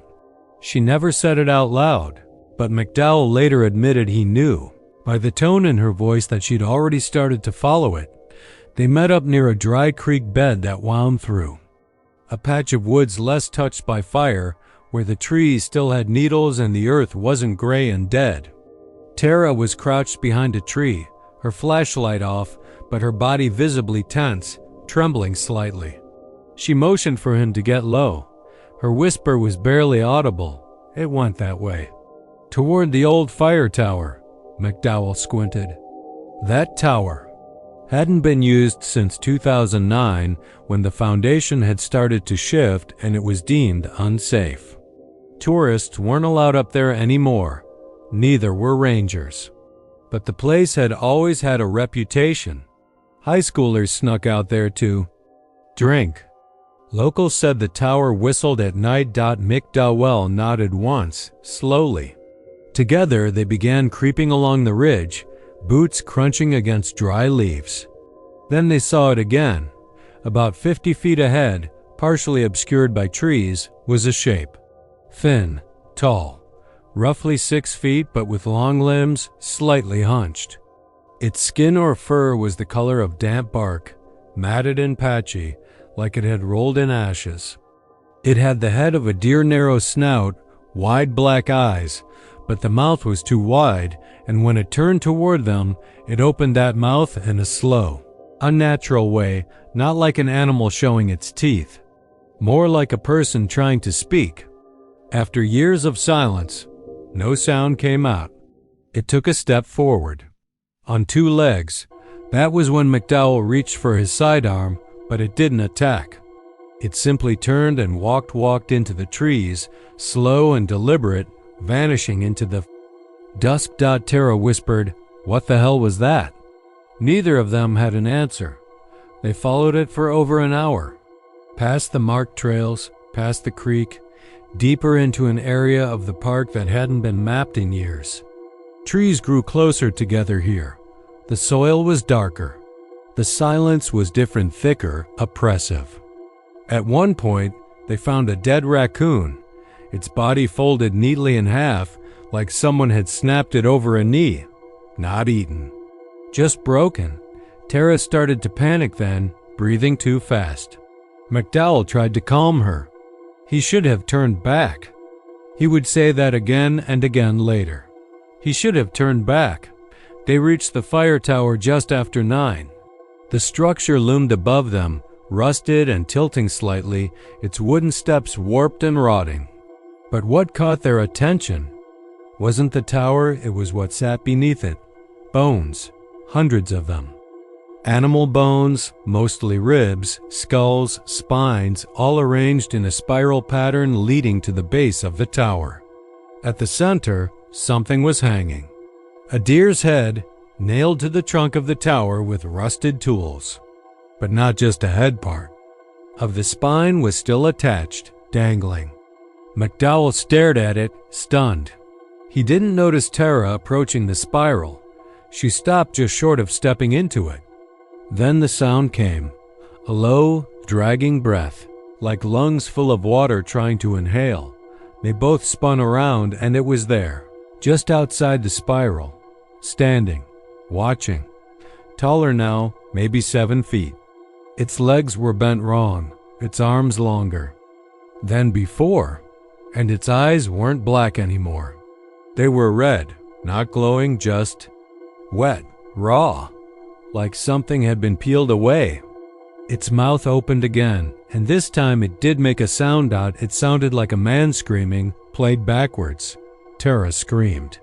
McDowell raised his gun and fired. The thing didn't flinch. The bullet hit something. He saw bark fly from a tree behind it, but the creature didn't move. Instead, it stepped forward into the spiral. The temperature dropped instantly. McDowell grabbed Tara and ran. They didn't stop until they were back at the station. Tara wouldn't speak for hours. She sat in the locker room, staring at her hands, shaking.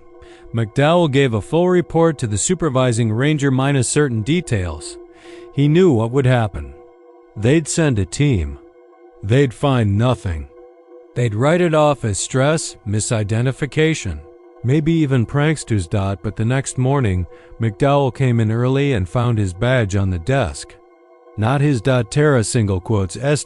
She was gone, resigned, no message, no forwarding address. He tried calling her later that week and again the next. The number was disconnected. That night haunted him for the rest of his life, not just because of what they saw, but because of what he remembered a few days later. Something he hadn't noticed at the time. In the spiral of bones beneath the fire tower, not all of them were animal. There was a femur, human. And carved into the wood of the fire tower, just below the hanging spine, were 3 words scratched deep. I remember you. The park is still open. Campers still come.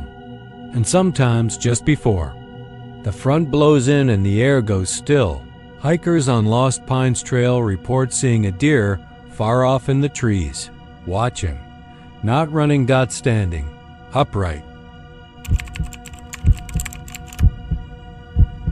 He left on a Wednesday morning early, before the sun had scraped over the Franklin Mountains.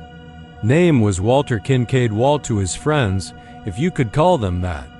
He was one of those men who kept to himself. Early 50s, lean like gristle. Skin baked the color of old wood from decades under desert sun. He'd worked for Texas Parks and Wildlife for over 2 decades, mostly solitary trail maintenance. Everyone said the same thing about Walt: quiet, reliable, steady as limestone. He didn't complain, didn't stir drama, didn't mind being alone. The section he was assigned to that week was a barely marked trail off the Ron Coleman route, where the desert scrub tightens and the rock faces turn jagged and windswept. That stretch had been closed for erosion damage. Nothing urgent. No one was expecting anything strange. He signed out a radio, a first aid kit, a few cans of beans, and said he'd be back Friday. They found the truck on Saturday morning, parked. Where it should have been, keys still in the ignition, radio untouched. No sign of Walt. The search lasted 4 days. Volunteers, dogs, drones, even a helicopter borrowed from El Paso. All they found was a shallow trail off the main path, where the ground had been disturbed, shuffled, like someone had been pacing. The dogs got excited there but lost the scent 30 feet downslope. It was the intern who saw the journal, half buried under a cairn of stones near the base of a small rock outcrop. Someone had stacked the stones with care, balanced them just so. Underneath, Walt's field log, streaked with blood and desert dust, pages crinkled from sweat and something darker that smelled like rust and rot. The first few entries were normal. Dated, time-stamped, weather observations. Notes on the trail. Loose shale, a fallen mesquite, a need to regrade the slope after last month's rain. His handwriting was tight, military neat, as expected from a former Army engineer. Then, about midway through the journal, the tone changed. No more dates.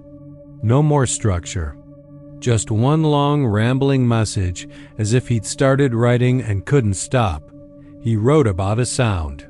Faint at first, like wind threading through rock, or the deep vibration of a storm still too far away to see. He said he heard it while tamping down a section of the trail. At first he thought it was his imagination, a trick of the mountain's echo chamber. But it didn't stop. Every time he knelt to the ground, every time his hands brushed dirt, he felt it humming through his bones. He said it wasn't just sound, it was words, slurred and slow, sliding between syllables in a voice deeper than anything human. The dirt was speaking, whispering, and it knew his name. He wrote that he tried to ignore it, packed up his gear and hiked back toward his truck, but the trail curved wrong. Landmarks he knew by heart weren't where they should have been. The agave clusters were too dense. A rock spire that should have been to the west was in the east. The compass needle spun. His GPS blinked dead. He made camp, convinced he'd gotten turned around. The next morning, the trail was gone. Just gone. Sand where stone should be. Sky too quiet. He went back to the voice. That's where the entries stopped being chronological. Just fragments after that. He wrote the phrase, "Don't dig," 12 times in a row. Then he scratched it out and wrote, "It wants me to dig." Then, "I need to see it. It wants to be seen." By the final pages, he was rambling, writing in loops. Same lines over and over, smeared like he'd been shaking. Descriptions of hands that weren't his, thin and cracked, with nails like slate. He said they came at night, reaching up from the dirt, pressing against the surface like glass. They made no sound except for the breathing, deep, wet slow. One sentence was circled several times, the pen carved through the page. "There's something under the mountain."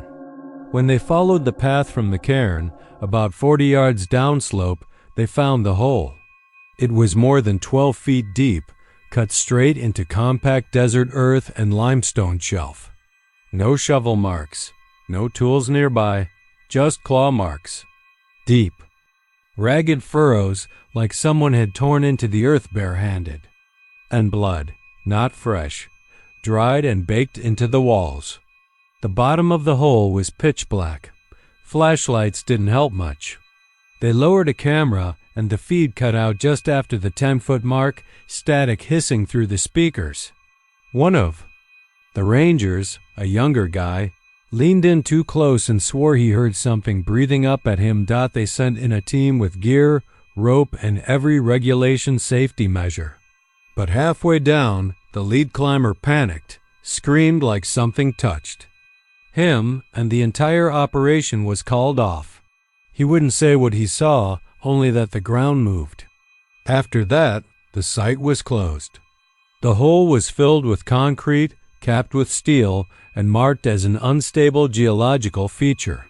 The official report said a sinkhole, exacerbated by erosion, had caused the disappearance. No body was ever recovered.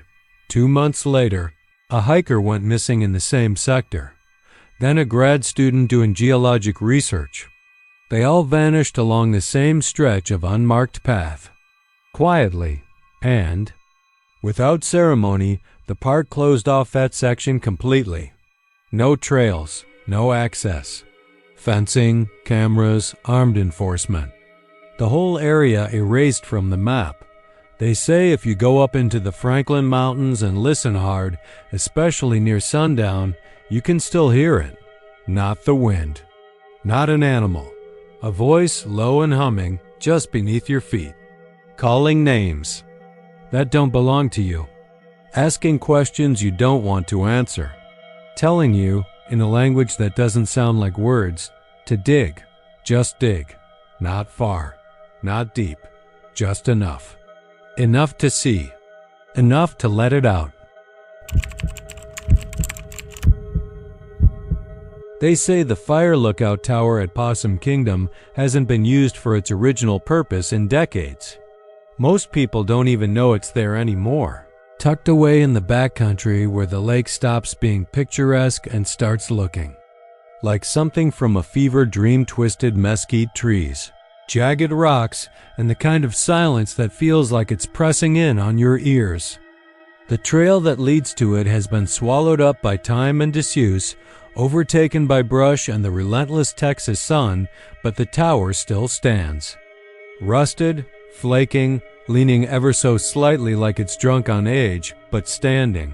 The last person to use it officially was a man named Ellis Croft. He'd been with the Parks Department for most of his life, the kind of man who didn't say much but saw everything. He walked with a permanent lean from an old motorcycle accident in his youth, had leathery skin from decades under the sun, and eyes that never blinked long enough to miss a thing. Ellis was the one who kept that tower from collapsing completely. Every few months, even after it was decommissioned, he'd hike up there with a tool belt and a thermos full of black coffee, patching whatever needed patching. No one questioned it. It was Ellis's tower, in a way. Until he came down one day, looking pale and shaken, the kind of shaken that doesn't come from a snake bite or a stumble on the stairs.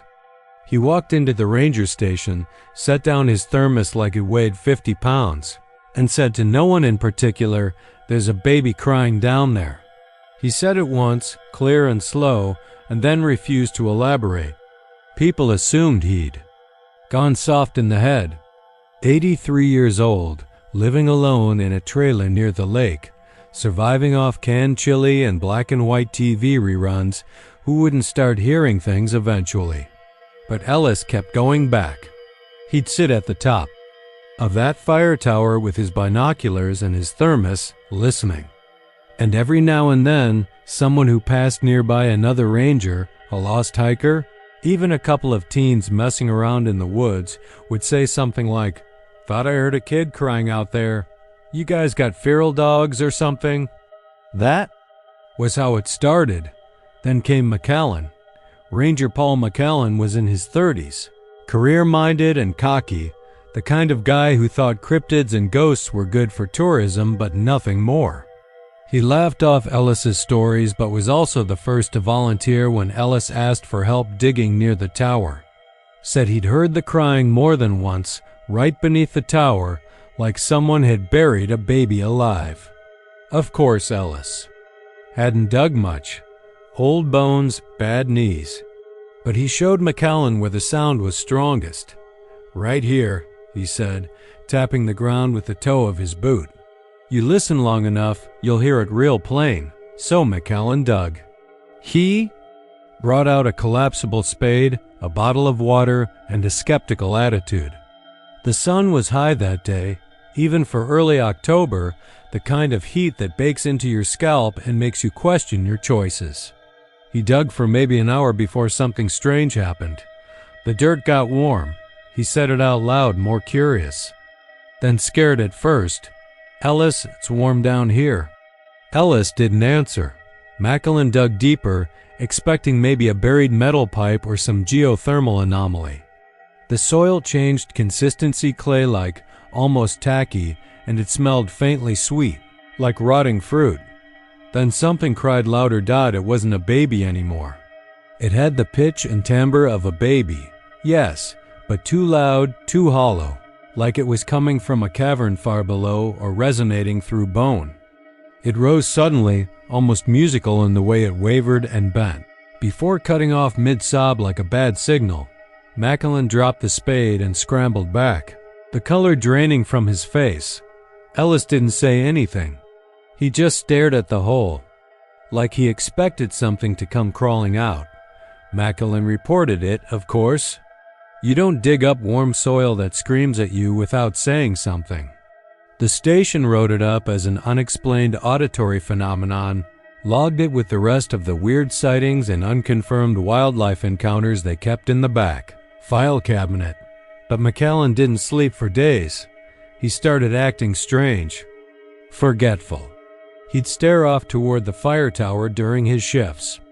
One night, after drinking half a bottle of wild turkey, he drove out to the trailhead with a shovel. He hiked up to the tower in the dark, no flashlight, nothing. Said later he was just trying to understand it. He never came back down. They found the shovel jammed into the soil beside the tower.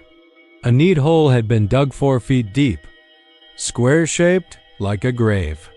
But there was no sign of McCallan. His boots were still on the ground. Pants too, folded neatly, as if he'd undressed calmly. No blood, no tracks. Just the baby's crying echoing faintly through the trees, louder now, more insistent. Ellis never returned to the tower again. He stopped talking altogether. Died. 2 months later, in his sleep, a bottle of sleeping pills and a dog-eared Bible on his nightstand. The last thing he'd written in his notebook was one line. It lives under us. It cries to be born. After that, the Parks Department closed off the fire tower completely. Posted signs. Put up chain-link fencing around the base, warning of structural instability. But fences mean nothing to the curious. Kids still sneak out there. Ghost hunters, TikTok thrill seekers, bored campers who heard the story and want to prove it's fake. Every so often, someone goes missing. Last summer, it was a pair of high school seniors from Fort Worth. Left their tent and cooler behind, hiked up to the tower after midnight. One of them texted a friend, "You hear that? I swear it's crying." The message came in at 2:30 a.m. They were never seen again. A week later, a maintenance crew went up to install more warning signs. They didn't go near the base, not after. The youngest guy in the crew stood still for 5 full minutes with his ear tilted toward the dirt. When he finally spoke, he just said, "It sounds hungry," and walked back to the truck without another word. No one knows what's under there. No one wants to dig any deeper. Some say it's a sinkhole or a natural vent carrying sounds from elsewhere. Others whisper about old burial grounds, unsanctioned orphanages, devil-worshipping cults. Every urban legend you can think of has been applied to that place, but the ground is still warm. And the crying hasn't stopped. If you stand beneath that tower in the hour before dawn, the soil will almost steam in the cold. The sound isn't quite human anymore. It twists in your ear like a memory you wish you could forget, wet and desperate. And endless. And if you dig, God help you, if you dig deep enough, you might just feel it moving, waiting. The first time Ranger Kyle Mercer heard about the face, he thought it was just a local story, one of those half-whispered rumors passed around a campfire after too much Shinerbach and not enough sleep. Rangers who spent too long alone in the caprock, they said, started seeing things. You stay up on Dead Man's Cliff past sundown, your mind starts to play with the shadows. You think the wind is whispering. You think you see movement in the rocks. Then you spot the face. And once you never unsee it. He'd laughed the first time. Thought it was one of those initiation stories. Just some worn-out old superstition. That was before he climbed it. Caprock Canyons was dry, wide and wind-bitten, its mesas and cliffs carved from the rust-colored earth like ancient bones. The red rock seemed to hold heat even after the sun dropped, and when the wind came rolling off the plains, it would echo in the canyons like voices in a cathedral. It was beautiful, sure, but it was also empty in a way that got under your skin. The kind of emptiness that started to feel personal after a while. Dead Man's Cliff rose up near the eastern edge of the park, just past the old trail that used to lead to an abandoned lookout. It wasn't on the official maps anymore.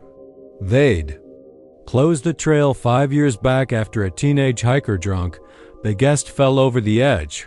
No one ever found his body.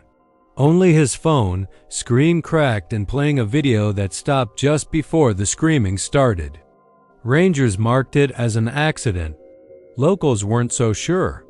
Kyle was 6 months into the job when he got assigned to check out a series of reports from hikers. Strange sounds, cold spots. A few said they saw a face in the cliff wall just before they watched. One even claimed it was smiling. The kind of thing that doesn't get written in the official report, but gets passed along in the backroom chatter at the ranger station. Kyle figured it was just erosion patterns. Pareidolia, brains trying to find meaning in the cracks and crevices. A trick of light. He started the hike late in the day, just before sundown when the red of the rocks turned to blood and the shadows lengthened. He didn't tell anyone where he was going. He figured he'd be back in a few hours. But something about that part of the canyon had a way of making time feel loose. The trail was overgrown, the old signs rusted and nearly illegible. As he climbed, the wind picked up. Dry, sharp gusts that felt like fingers brushing against his neck. The higher he went, the quieter it got. The cicadas stopped. The birds vanished. Even the wind started to die out.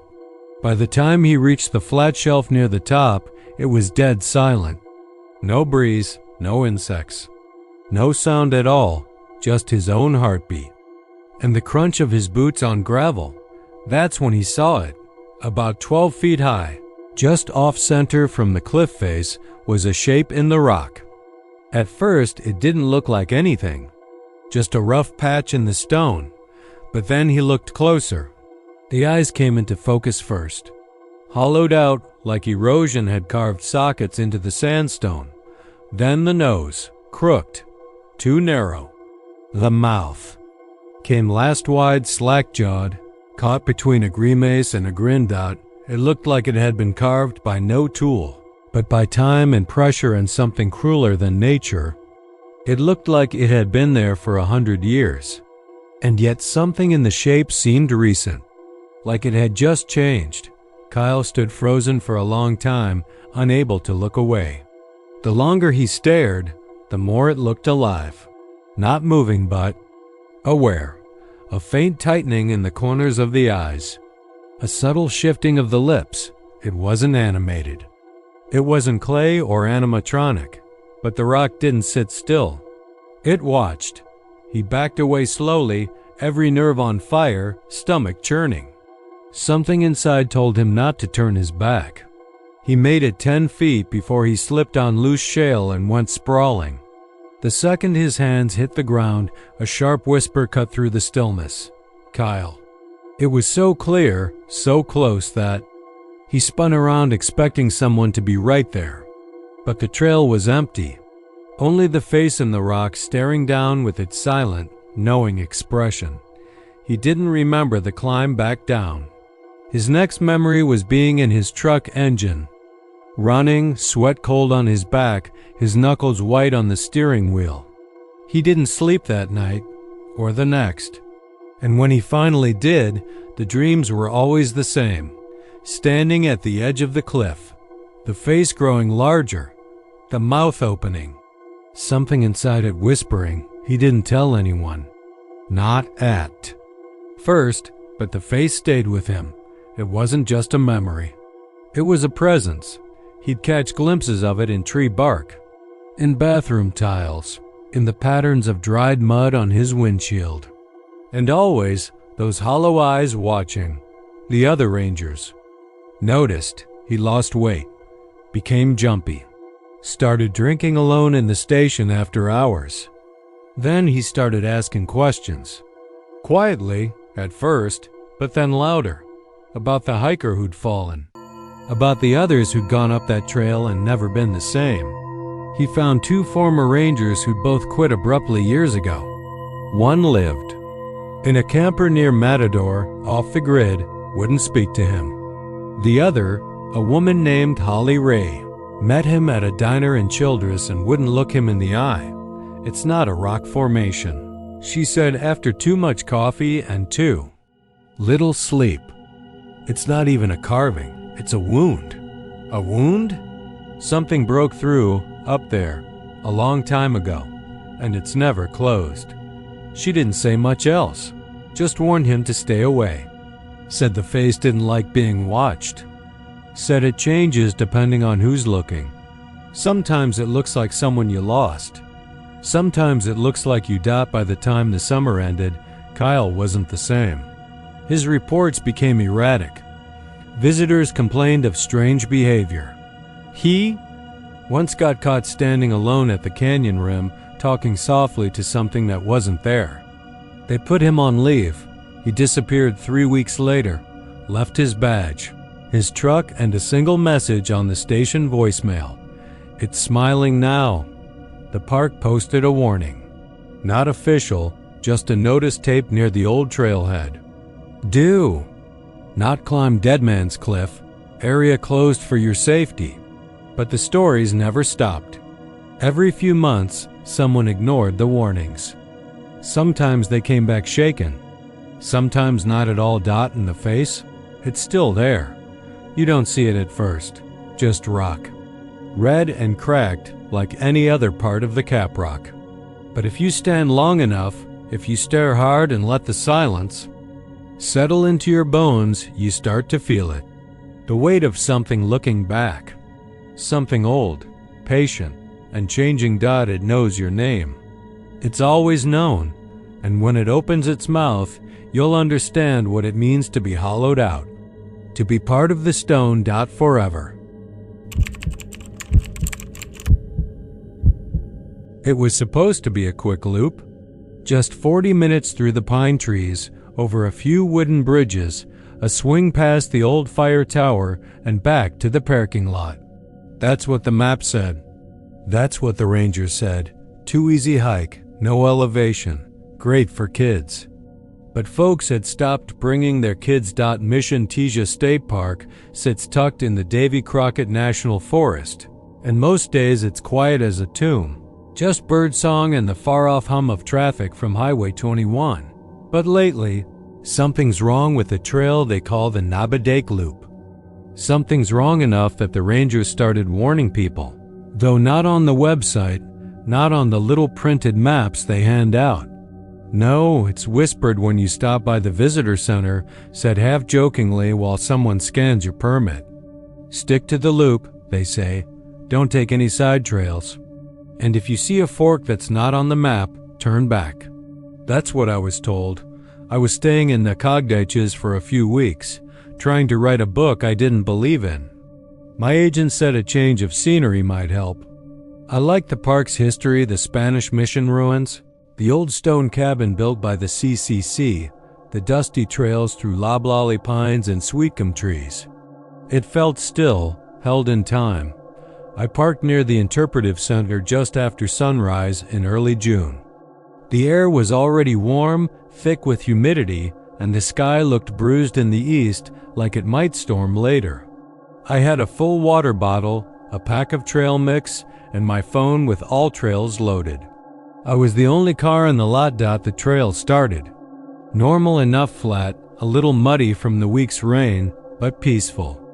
The trees towered overhead like cathedral beams. Pine needles muffled my steps. I crossed the first bridge, the creek below shallow and slow, brown with silt. About 10 minutes in, I passed the old stone shelter built by the Civilian Conservation Corps, its mossy roof sagging a little more every year. I took a photo, checked my map, kept walking, and then it started feeling wrong. The trail stayed the same. Sure, the same white blazes on the trees, the same bent-over signposts with little arrows, but I'd been walking for over an hour, and I hadn't looped back toward the fire tower yet. My GPS dot was still on the trail, but the distance wasn't adding up. I kept going. At an hour and 45 minutes in, I saw a man ahead of me. He looked like a hunter, camouflage shirt, orange vest, but he was standing perfectly still in the trail like a statue. No weapon that I could see. Just staring up into the trees. I slowed down, called out, "Morning." No answer. I stopped maybe 20 feet from him. Still nothing. He didn't even turn. He was breathing, I could see that, but he looked too still, like he'd been standing there a long time. Then he said, without moving, "You been out here long?" His voice was dry, thin, like wind through grass. I told him, "Couple hours." He shook his head slowly, like that wasn't right. "It's longer than that," he said. "Don't go past the red marker. You go past that, and it's hard to come back right." I asked him what he meant, but he didn't reply. Just turned and walked off the trail, straight into the woods. Not on a path, not following anything, just disappearing between the trees. I tried to follow, but I couldn't see him after a few steps. It was like the forest swallowed him up. No footfalls. No snapping branches. I backed up, got back on the trail, checked my phone. Full bars. GPS said I was right where I should be. But the trail didn't end. By 3 p.m., I was drenched in sweat, sunburned despite the tree cover. The trail hadn't looped. It just kept turning and turning, winding like a snake eating its tail. I should have hit the fire tower by then. Should have seen the mission replica. Instead, the woods started to change. The light got dimmer, even though the sun was still high. The trees grew closer together. Every so often, I thought I saw the same crooked stump or the same oddly shaped boulder. Then I saw the red marker. It was a wooden post stuck in the ground, no writing on it, just stained a deep, dark red. Not painted, it looked soaked, like it had been dipped in something thick. A smear trailed from it into the trees. I remembered what the man said, "Don't go past the red marker." But there was no other way forward. The trail curved past it, white blazes continuing ahead. I thought maybe it was a joke, some hiker trying to spook people. I went on. The trail narrowed. The birds had stopped. Even the bugs went quiet. My footsteps echoed wrong, too loud. And then it happened. The trail bent around a cluster of young pines, and I came out on the exact same bridge I'd crossed that morning. Same graffiti on the rail. Same rotted plank with the not dash hole. Except there were 2 water bottles on the railing. One was mine. The other was crushed and smeared with something brownish red. I picked mine up. It was warm. I hadn't left it behind. I looked around. I was back where I started. Except not, because when I turned to retrace my steps, the trail was gone. The pines had shifted. There was no path back, just dense trees, and in the distance, a sound like dragging feet through leaves. I ran, didn't care which way. Just moved, branches slapped me. I tripped, fell, got up again. The light kept changing. Bright, then dim. Yellow, then red. The trees looked wrong, bark too smooth, leaves too thick, like plastic. I found another trail eventually. Not on the map, no blazes. But I took it. After a while I saw signs of people again, a rusted Coke can, a torn backpack, a child's shoe half buried in mud. The trees opened up just enough to let light in. I heard something groaning far off, low and slow, like an animal dying, or a man trying not to scream. I didn't stop. After what felt like hours, I burst out into the parking lot. My car was there.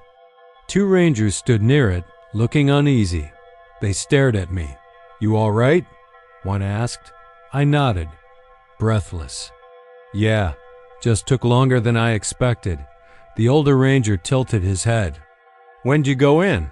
I checked my phone. It was dead.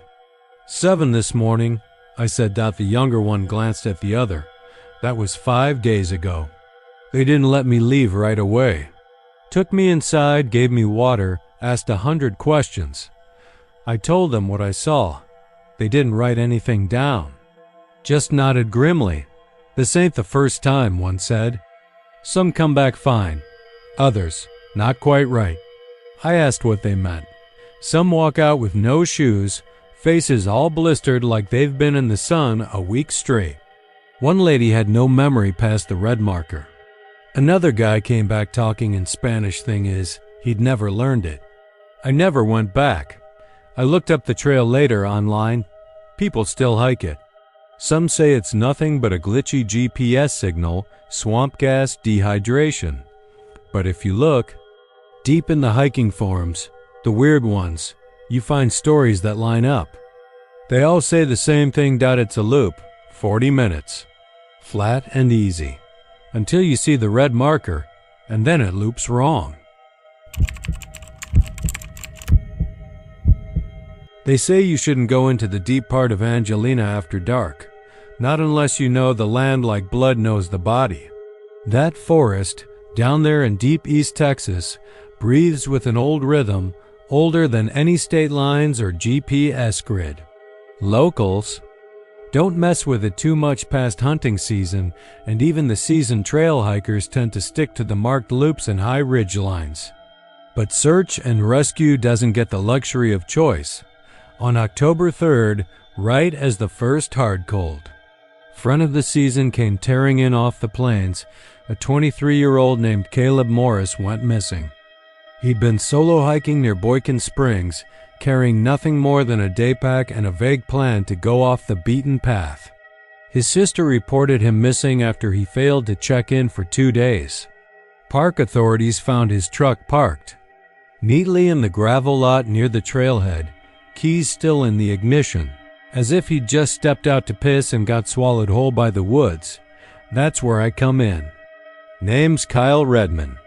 I've been with the Forest Service for 21 years, mostly patrolling between Jasper and Zavala, running rescue operations, helping dumbasses who think they can survive on beef jerky and a YouTube compass tutorial. I know the Angelina like my own skin.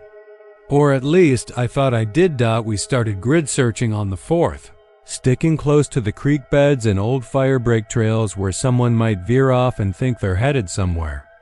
Day 1 turned up nothing. Day 2 we found an old campfire site with some boot prints, but it didn't tell us much, just that someone had stopped to rest, maybe overnight. Day 3, things started to feel wrong. The weather had shifted real sudden. That morning it was 58 degrees and sunny, and by early afternoon the clouds had gone gray and low and the wind smelled like rust. The kind of shift your bones feel before your brain does. I'd split off from the rest of the search team to Combe, a sector northwest of Hurricane Bayou, not far from where I remember my granddad used to trap feral hogs when I was a kid. It was a strange patch of woods, more pine than oak, and thicker than I remembered. The trees leaned too close together, like they were whispering about a mile in. I came across a clearing I didn't recognize. That caught my attention immediately, because I've hiked that section of forest for over a decade and knew every dam trail, drainage ditch, and animal run. This clearing didn't belong. It was almost perfectly round, like something had pressed the trees outward and then vanished. No saplings, no underbrush. Just this eerie open space, and right in the middle a cabin. I stopped at the edge of the clearing, staring at it. The structure looked old. Real old. Weather-beaten wood, a slanted tin roof covered in lichen and pine needles. One small window on the front and a crooked chimney spilling out lazy smoke. That was the first thing that chilled me. Smoke meant someone was inside. But there were no sounds, no movement, no trail leading in or out. Just that quiet, candlelit glow behind the window and the slow puff of chimney smoke rising into the cold sky. I radioed in but got nothing. Dead signal. Not just static dead, like the line had been cut. That was rare out there. Usually, you could catch a signal from the fire towers or piggyback off a repeater. But the radio felt useless in my hand. I stood there too long. Just staring. Every instinct told me to walk away, mark the coordinates, and report it later. But then I saw the door opened out. It didn't creak. It didn't swing. It just opened. No one stood in it, no movement behind. Just that gaping blackness where the warm yellow light met the dark, and I walked in. The inside didn't match the outside. It should have smelled like mold and rot, dust and dead rodents. But it didn't. It smelled like beeswax and cinnamon, like a house kept clean by someone with a soft touch. The floorboards were firm. A small round table stood to the left with 3 wooden chairs, one of which was rocking slightly, like someone had just risen from it. A cast iron stove hissed gently against the far wall. Several long candles burned with steady flames. I remember all of this like a photograph because I didn't feel like I was seeing it with my eyes. It was more like I was remembering it, like I'd been there before. My feet moved before my brain did. I stepped fully inside and the door shut behind me, slow and quiet. I reached for my radio again and keyed it. Base, this is Ranger Redmond. I found something. Need backup. That's what I meant to say. What came out of my mouth was a voice I didn't recognize. Higher pitched, almost sing-song. It said, "Bring them all. Bring everyone." Then the radio went dead again. I dropped it and backed toward the door, heart in my throat. The candle flames didn't flicker, even as I moved past them. The shadows on the wall didn't move either. That was when I noticed it. The reflection in the window pane. There were 2 of me. One was me, standing where I stood, face pale, sweat beading on my temple. The other me was sitting at the table, hands folded, smiling with a calm that turned my stomach. And I swear to God, that other me winked. I turned and fled, crashing out through the door, into the trees, stumbling through the undergrowth like a rookie. The woods didn't look the same anymore. The light had changed. The sky had darkened to a purplish bruise and the trees leaned in harder, needles whispering above like voices just out of range. My compass spun in every direction. I walked in what I thought was a straight line for 10 minutes and ended up back in the clearing. Only now the cabin was gone. I stood there panting, scanning the tree line. No structure. No smoke. Just the circle of dead silence and a faint smell of beeswax still hanging in the air. The others found me 2 hours later, after my emergency beacon finally pinged back on the network. I didn't tell them what I saw. Just said I must have gotten turned around, maybe dehydrated. I let them assume stress and fatigue. The official report made no mention of the cabin. 2 days later, they found Caleb Morris, or what was left of him. His body was discovered in a dry creek bed, clothes intact, backpack untouched. But his hands were gone, cleanly removed like they'd never been attached. No blood, no signs of struggle. His face was twisted like he died seeing something that broke his mind in half. His tongue was missing too. They ruled it post-mortem animal activity, which is what they always say when they don't have a goddamn clue. Since then, I've started seeing that same cabin in my dreams. Always the same light, same table, same reflection. Sometimes I wake up with a taste of beeswax in my mouth. Sometimes my hands move in my sleep, folding themselves like the other me at the table. I tried to quit the service last month. Put in my papers, handed over my keys. They lost the file. Said there was no record of my resignation. When I pushed harder, they sent a supervisor from Austin. He smiled too much and said things like, "We appreciate your loyalty." I asked what that meant, and he just looked at me like I'd forgotten something important. 2 weeks ago, a new hiker went missing. Same area, same profile. Young, inexperienced, arrogant. They asked me to join the search party. I told them no. They said it wasn't a request. Tomorrow, I'm heading back out to that stretch near Hurricane Bayou. I've packed a map, a compass, my emergency beacon, and 3 long candles. Something out there wants to be found. And this time, it'll be waiting with the door already open.